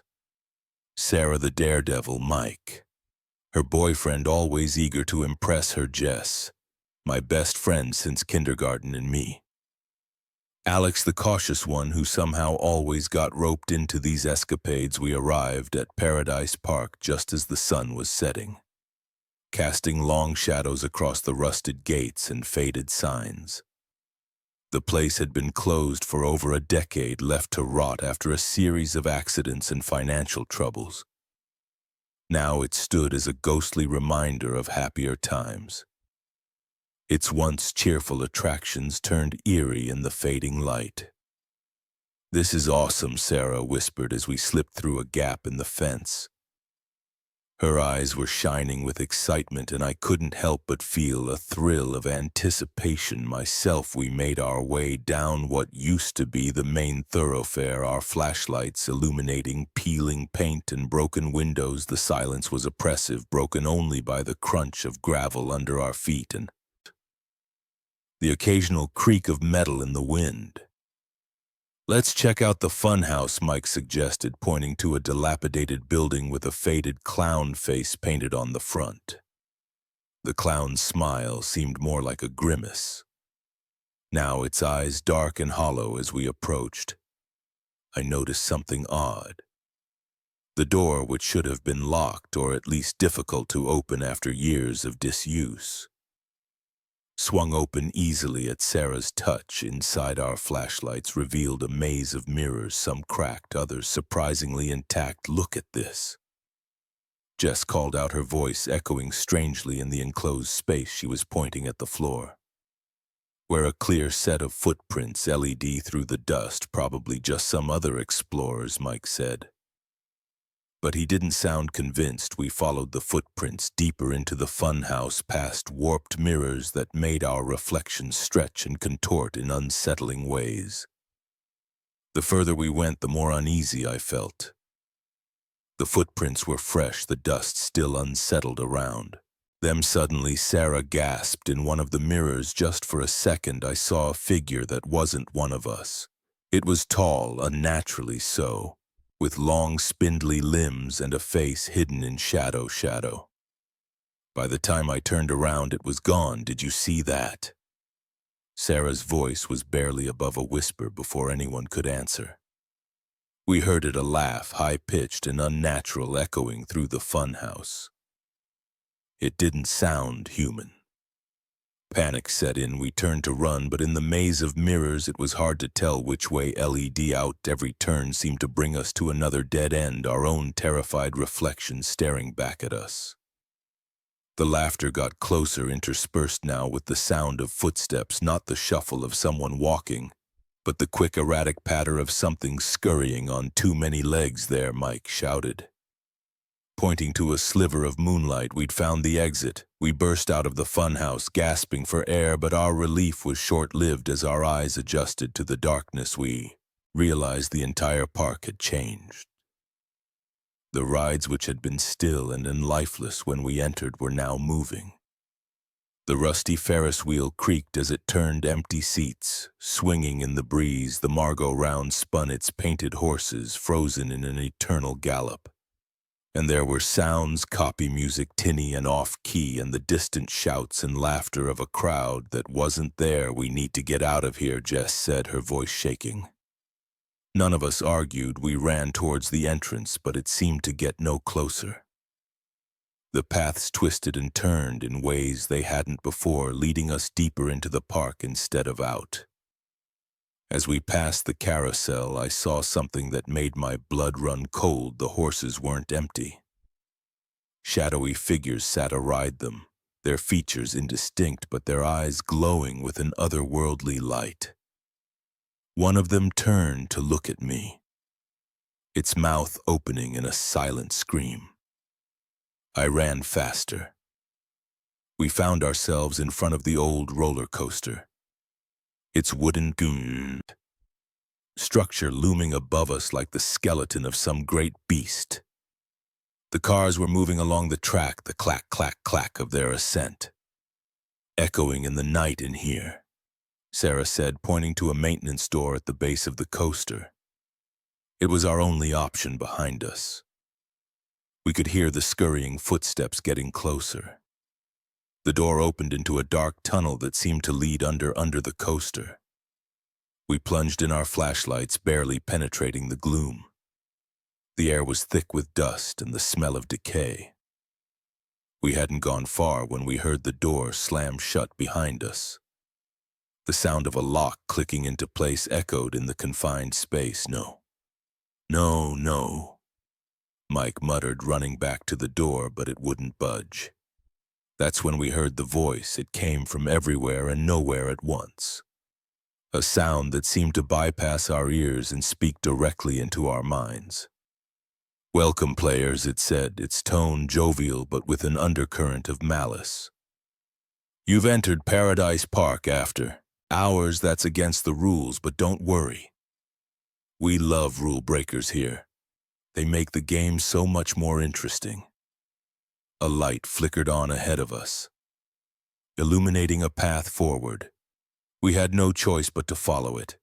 The tunnel opened into a large chamber that must have been under the center of the park. Old ride parts and broken animatronics littered the floor, and in the center a figure waited. It was the thing I'd seen in the mirror, tall and thin, dressed in a tattered ringmaster's costume. Its face was a blank white mask, featureless except for two black holes where eyes should be. "Let's play a game," it said, its voice now coming from the mask, but still echoing in our heads. "A simple one. Find your way out of the park before sunrising and you can leave, fail and well." It gestured to the broken figures around us.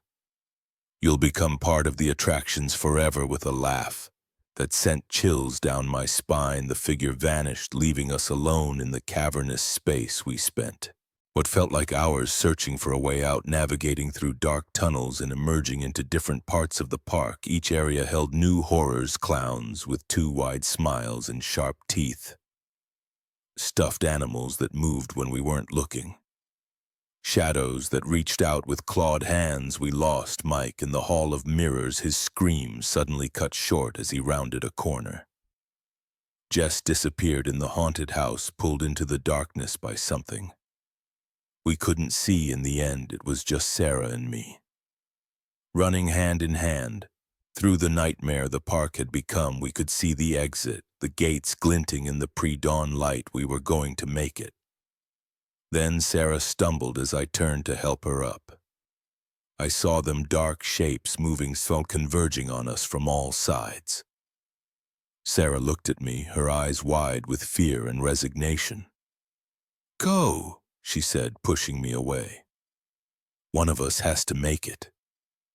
I hesitated for a split second, torn between saving myself and staying with her. That moment of indecision sealed my fate. I felt cold hands grab me, pulling me back into the park. The last thing I saw was the sun peeking over the horizon, its rays touching the gates just as they slammed shut. Now I'm part of Paradise Park, another attraction, another soul trapped in this limbo of endless nights and terrifying games. Sometimes I see new groups of explorers entering the park, drawn by the same curiosity that doomed us. I want to warn them, to tell them to run, but all I can do is watch my painted smile frozen in place, and as the game begins again. So if you're ever driving by an abandoned amusement park and feel the urge to explore, remember this: some attractions are best left forgotten, because in places like Paradise Park, the fun never ends, and neither does the terror. The moment I overheard them talking about and covering up the mess, I knew this wasn't going to be an ordinary night shift at the diner, but I had no idea just how deep into danger I was about to fall. It was a Tuesday night, or rather Wednesday morning.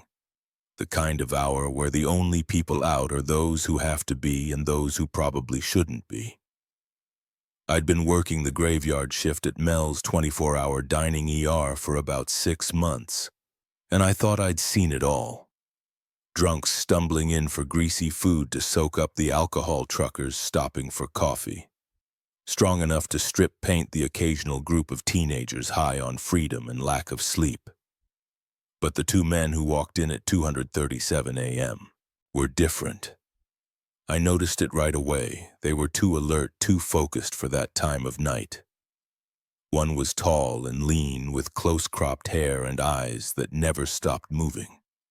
The other was shorter, stockier, with hands that looked like they could bend steel. They sat in a booth near the back, as far from the windows as possible.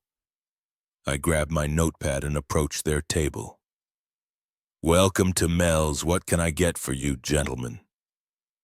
The tall one smiled, but it didn't reach his eyes. "Just coffee for now, sweetheart." Black, I nodded and turned to get their order, trying to ignore the way the stocky one was saying. Staring at me, something about them set my teeth on edge as I poured their coffee. I could hear them talking in low, urgent tones. I couldn't make out most of it, but a few phrases jumped out at me. Need to get rid of it tonight, boss. Won't be happy if we screw this up. Dump it in the river no one will find. I nearly dropped the coffee pot. Were they talking about what I thought they were talking about? I took a deep breath, steadied my hands, and brought their coffee over as I set the mugs down. The tall one stopped mid-sentence. They both looked up at me, and I felt a chill run down my spine. Did they know I'd overheard them? Anything else I can get you? I asked, proud of how steady my voice sounded. The stocky one grunted and shook his head. The tall one kept staring at me for a moment longer before saying, "We're good for now." I nodded and walked back to the counter, my heart pounding. What should I do? Call the police, but what would I tell them? That I overheard a suspicious conversation?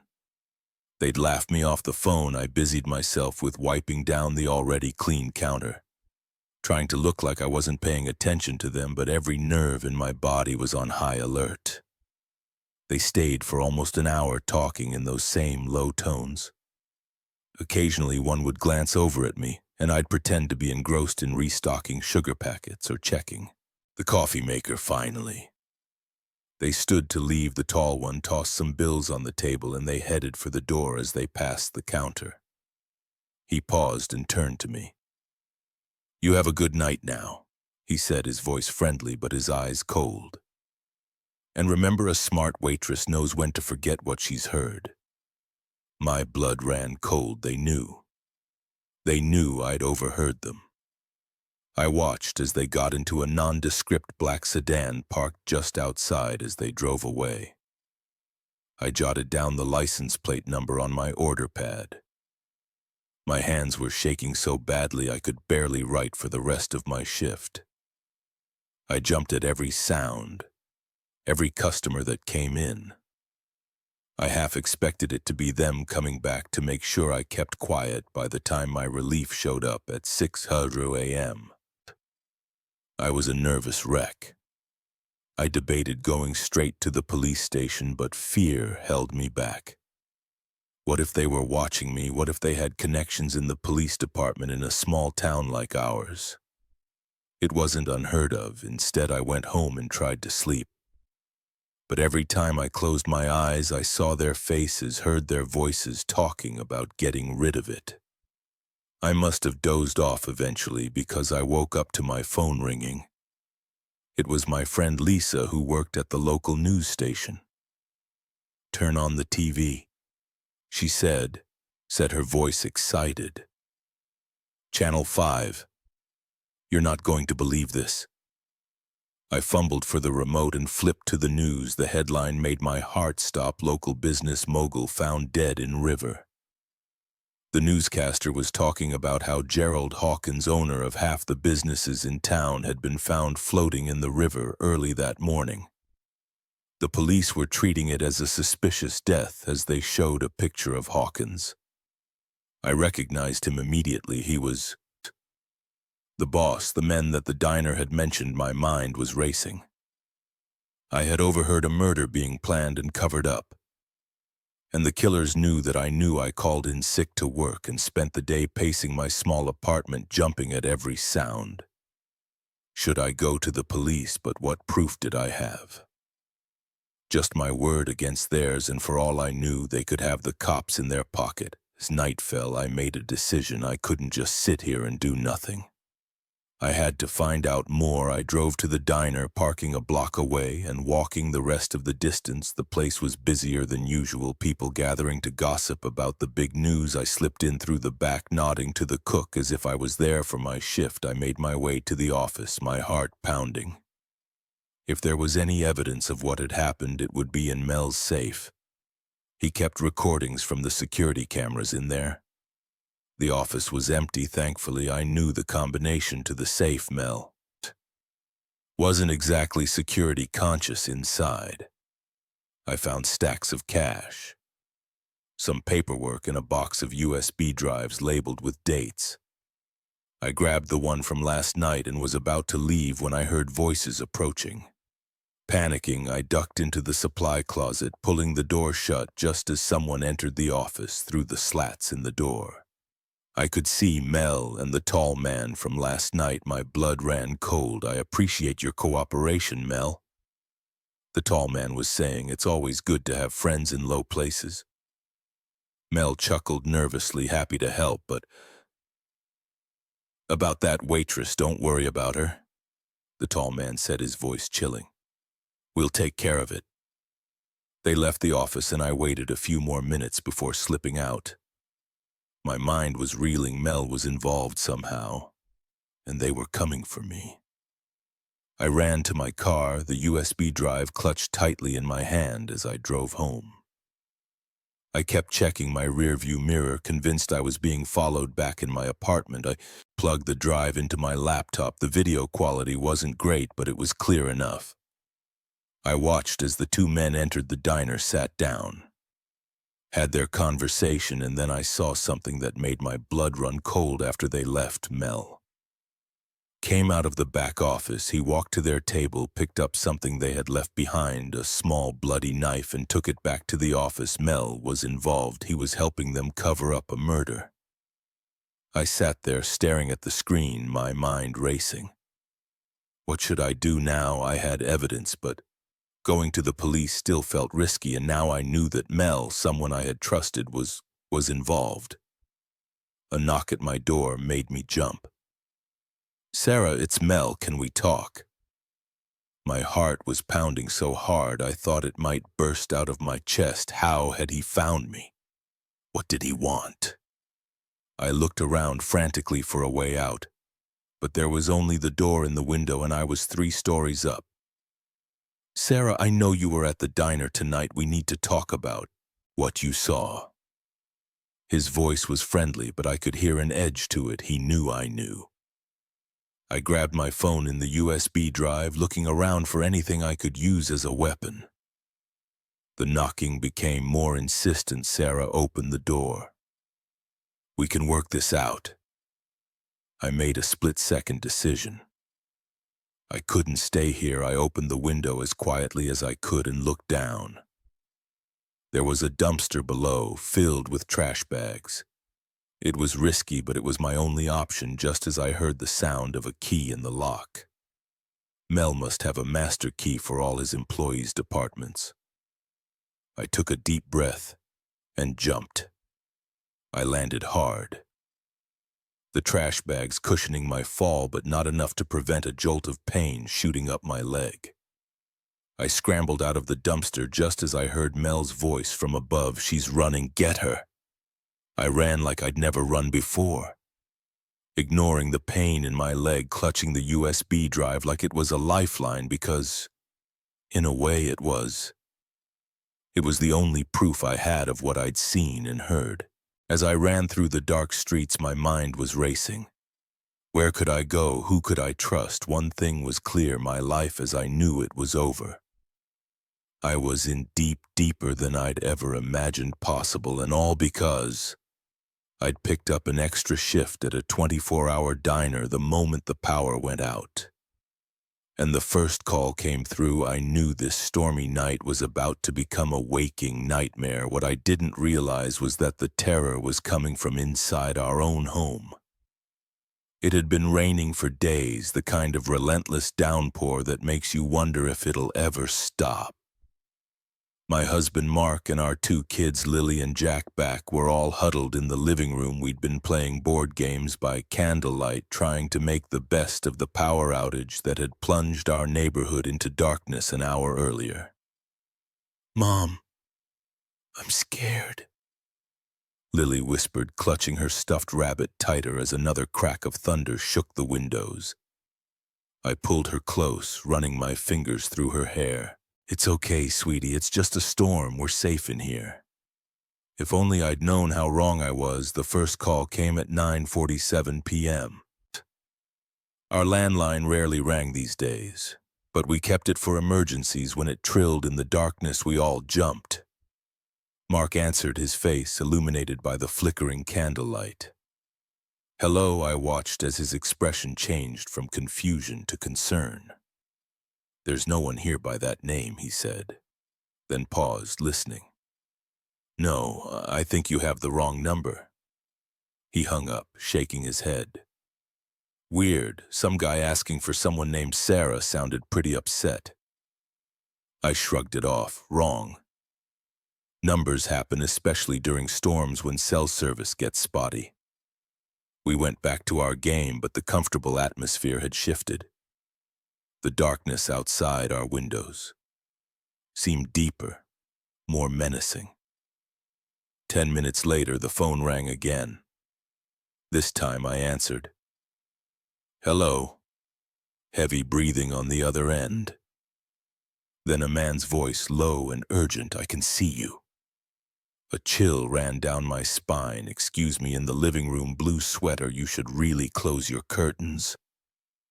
I whirled around, staring at the windows. Our curtains were open, the glass black mirrors reflecting our candlelit faces back at us.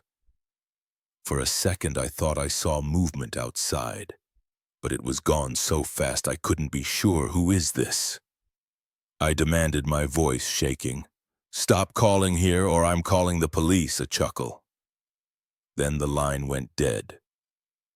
Mark was on his feet now, moving to close the curtains. What was that about? I told him, watching as his face paled. He checked all the doors and windows while I held the kids close, trying to calm my racing heart. It's just some sick prank, Mark said. But I could hear the doubt in his voice. Let's try to get some sleep. I'm sure the power will be back on by morning. We settled the kids in their room, leaving a candle burning in the hallway. As we climbed into our own bed, another flash of lightning illuminated the room, followed almost immediately by a deafening crack of thunder. Lily's scream pierced the night. I rushed to her room, finding her sitting up in bed, tears streaming down her face. There's someone at the window, she sobbed. My blood ran cold. I looked at the window but saw nothing but darkness and rain. Honey. It was probably just a branch hitting the glass. The wind is really strong, but as I tucked her back in, I couldn't shake the feeling of being watched back in our room. I found Mark on the phone again. His face was ashen. What now? I asked, dread pooling in my stomach. Another call, he said. A woman this time, she said. He swallowed hard. She said, the children are lovely when they sleep. My legs gave out and I sank onto the bed. This couldn't be happening. Who were these people? What did they want? The next hour was a blur of fear and confusion. We called the police, May, but with the storm they said it would be at least an hour before anyone could reach us. We gathered the kids in our room, creating a nest of blankets on the floor. Every creak of the house, every gust of wind became a potential threat. The phone kept ringing. Sometimes it was heavy. Breathing sometimes whispered threats. Each call revealed something about our movements, proving that whoever it was could see us on the boys' Pokemon pajamas or cute. Your husband looks worried. He should be. That candle won't keep the darkness away for long. We unplugged the landline, but then the calls started coming to our cell phones, numbers we didn't recognize. Some local, some from far away. At 11:23 p.m., a text came through on my phone, a picture of our house taken from the street. It was dark, grainy, but unmistakably our home. The message below it turned my blood to ice. We're coming in now. Try to make it fun for us. Mark grabbed the kids and then we huddled in the back of our closet. I could hear Lily whimpering, Jack's ragged breathing. Mark had found an old baseball bat and he gripped it tightly, his knuckles white. Minutes ticked by, each one an eternity. We strained our ears for any sound of intrusion, but there was nothing but the storm, then a creak. Footsteps, slow and deliberate, moving through the house. I clamped my hand over Lily's mouth to stifle her SOB. Mark tensed, raising the bat. The footsteps grew closer. They were in our bedroom now. I could see a sliver of light under the closet door moving. Shifting the doorknob turned slowly, I closed my eyes. Pulling the kids closer, the door flew open. Surprise light flooded the closet. I opened my eyes, blinking in. Confusion there, standing in the doorway, was my sister Rachel, holding a cake behind her. A crowd of familiar faces, friends, family, all wearing party hats and holding balloons. "Happy birthday, sis." Rachel grinned. "Got you good, didn't we?" I stared, uncomprehending. Birthday. It wasn't my. And then it hit me. It was after midnight. It was my birthday. As understanding dawned, emotions warred within me. Relief that we weren't in danger. Anger at the cruel prank, confusion about how they had pulled it off. Mark lowered the beat, looking as shell-shocked as I felt. The kids, realizing there was no danger, began to giggle nervously. Rachel's smile faltered as she took in our terrified expressions. "Hey, are you okay? It was just a joke. We didn't mean to scare you that bad." I stood up on shaky legs. "A joke? Do you have any idea what you put us through? We thought we were going to die." The partygoers in the bedroom shifted uncomfortably. Someone coughed. Rachel sat down, the cake, her face etched with concern. "Who calmed down?" "It was Mark's idea," he said.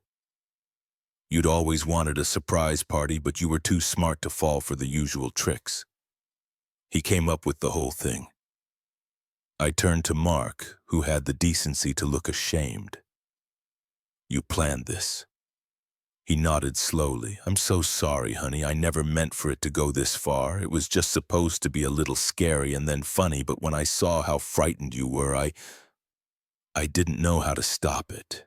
The adrenaline that had been coursing through my veins for hours suddenly drained away, leaving me feeling hollow and exhausted. I sank onto the bed, my mind reeling as the full story came out. I learned that Mark had enlisted our friends and family to help with the elaborate ruse. The power outage was faked, limited to just our house. The phone calls were all from people we knew.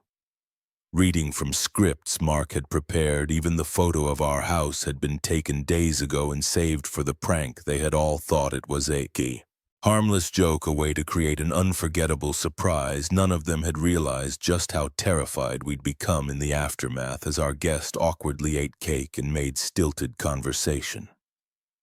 I found myself in a daze. The fear had been real. Even if the threat wasn't, those hours of terror had changed. Something in me opened my eyes to how vulnerable we really were as the last guest left, promising to call tomorrow. Mark approached me cautiously. "Can you ever forgive me?" he asked, his voice small and uncertain. I looked at him, this man I thought I knew so well, and felt a flicker of something I'd never felt before. "Distrust, I don't know," I answered honestly.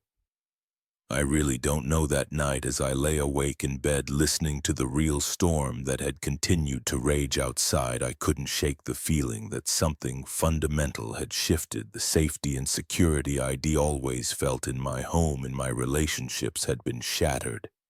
And as I drifted into an uneasy sleep, one thought kept circling in my mind: if the people closest to me could convince me I was in mortal danger, what else might they be capable of? The surprise party was over, but I had a feeling the real surprises were just beginning. Certainly. Here's a longer, more detailed story following the same parameters. The moment I heard the first whisper coming from the old radio in my grandfather's attic, I knew my life was about to change forever. What I didn't realize was how deep the rabbit hole would go, or how it would unravel everything I thought I knew about my family and myself. It was a crisp autumn afternoon when I decided to finally clean out my late grandfather's home. He passed away 3 months ago, leaving behind a Victorian mansion filled with a lifetime of memories and secrets I'd been putting off the task, partly out of grief, partly out of a strange, inexplicable dread I couldn't quite place as I sifted through dusty boxes and forgotten heirlooms in the attic. My hand brushed against something cold and metallic, pulling it out. I found myself holding an antique radio, its Art Deco design, a relic of a bygone era. On a whim, I plugged it in, not really expecting it to work after all these years. At first, there was nothing but static, but as I fiddled with the dial, a voice emerged from the crackling white noise. It was faint, barely audible, but unmistakably there. "Help us," it whispered. "Find the key, open the door." I nearly dropped the radio in shock. This had to be some kind of prank, right? Maybe the radio was picking up a modern station broadcasting some old-time radio drama. But as I continued to listen, the voice became clearer, more urgent. "Thomas, if you're hearing this, you must act quickly. They're coming. The shadow men are coming." My blood ran cold. Thomas was my grandfather's name, this message. It couldn't be for him, could it? And what were the shadowmen? Before I could ponder further, I heard a noise downstairs, footsteps slow and deliberate, moving through the house, but that was impossible. I was alone here, the only one with a key, heart pounding. I crept down the attic stairs, the radio clutched tightly to my chest. The house was eerily quiet now. The footsteps gone as I reached the second floor. Landing, I saw something that made my breath catch in my throat. The door to my grandfather's study, always locked, always off limits, was slightly ajar against my better judgment. I pushed the door open. The study looked undisturbed at first glance. Books lining the walls, the old leather chair behind the massive oak desk, but then I noticed it on the desk, illuminated by a shaft of late afternoon sunlight, was a small golden key. With trembling hands, I picked it up. It was heavier than it looked and warm to the touch, as if it had just been held. As I examined it, I noticed tiny inscriptions along its surface, symbols I didn't recognize but which seemed to shift and change as I looked at them. The radio in my hands crackled to life again. "The key," the voice said louder now. "You found it now. You must find the door. Hurry before they realize." A sudden gust of wind blew through the study, ruffling papers and sending a chill down my spine. I spun around, half expecting to see someone standing there, but I was alone. Or was I? Out of the corner of my eye, I caught a glimpse of movement, a shadow darker than it should be detached itself from the wall and slid across the floor. I blinked and it was gone, but I knew what I'd seen. The shadow men, they were real. Panic rising in my throat. I ran from the study, down the stairs, heading for the front door, but as I reached for the handle, I hesitated. The key in my hand pulsed warmly, almost like a heartbeat, and I knew with a certainty I couldn't explain that I couldn't leave, not yet. There was something I had to do first. I turned back, scanning the entrance hall with new eyes. And there, hidden in plain sight, I saw it, a door I'd never noticed. Before, blending almost seamlessly with the wood paneling at its center, was a small, ornate keyhole with shaking hands. I inserted the golden key. It fit perfectly as I turned it. I heard a series of clicks like tumblers falling into place. The door swung open silently, revealing a set of stairs leading down into darkness. The radio whispered once more, quickly now. "Enter and all will be revealed." I took a deep breath, weighing my options. I could turn back now, pretend none of this had happened, go back to my normal life, but I knew that wasn't really an option. Whatever was happening, I was part of it now. And I needed answers, steeling myself. I began to descend the stairs. The door closed behind me of its own accord, plunging me into total darkness. But as I continued down, a faint blue glow began to emanate from the walls.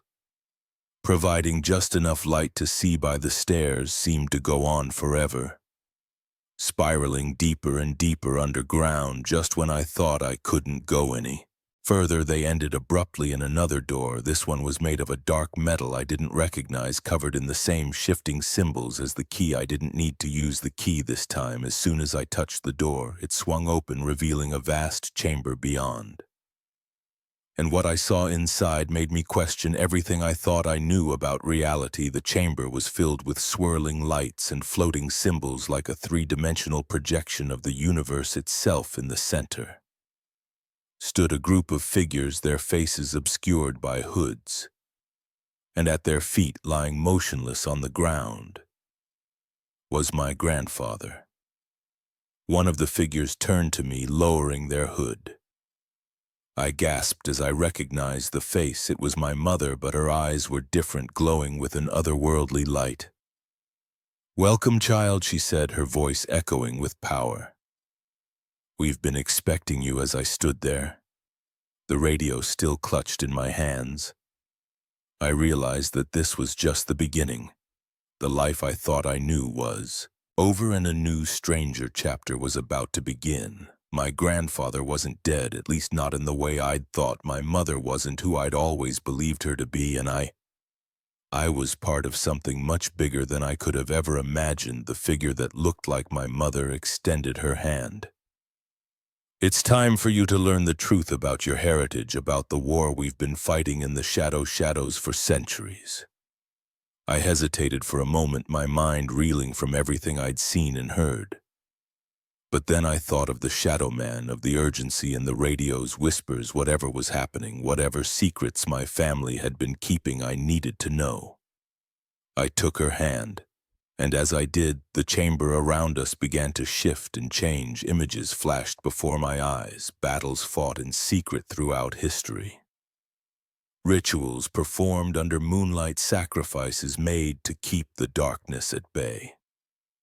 I saw my ancestors, generation after generation, playing their part in this hidden war, and I saw my own face reflected in a shimmering pool of light. But it wasn't quite me. This version was older, scarred, with eyes that had seen too much. A possible future, I realized. A future I could choose to embrace or reject.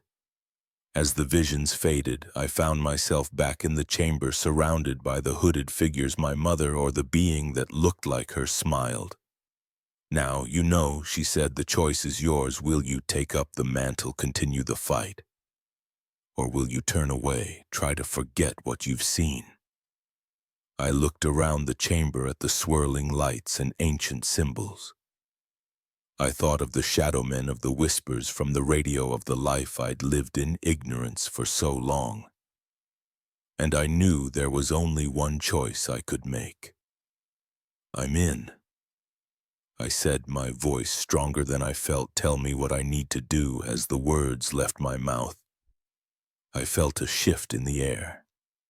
The hooded figures bowed their heads, and my grandfather stirred, opening his eyes for the first time. "And so it begins," he said, his voice weak but filled with pride. "The next chapter in our family's legacy." I took a deep breath, squaring my shoulders. Whatever came next, whatever battles lay ahead, I was ready. The ordinary world I'd known was gone, replaced by one of magic, shadows, and ancient wars. But I wasn't afraid, not anymore, because now, finally, I knew who I was meant to be.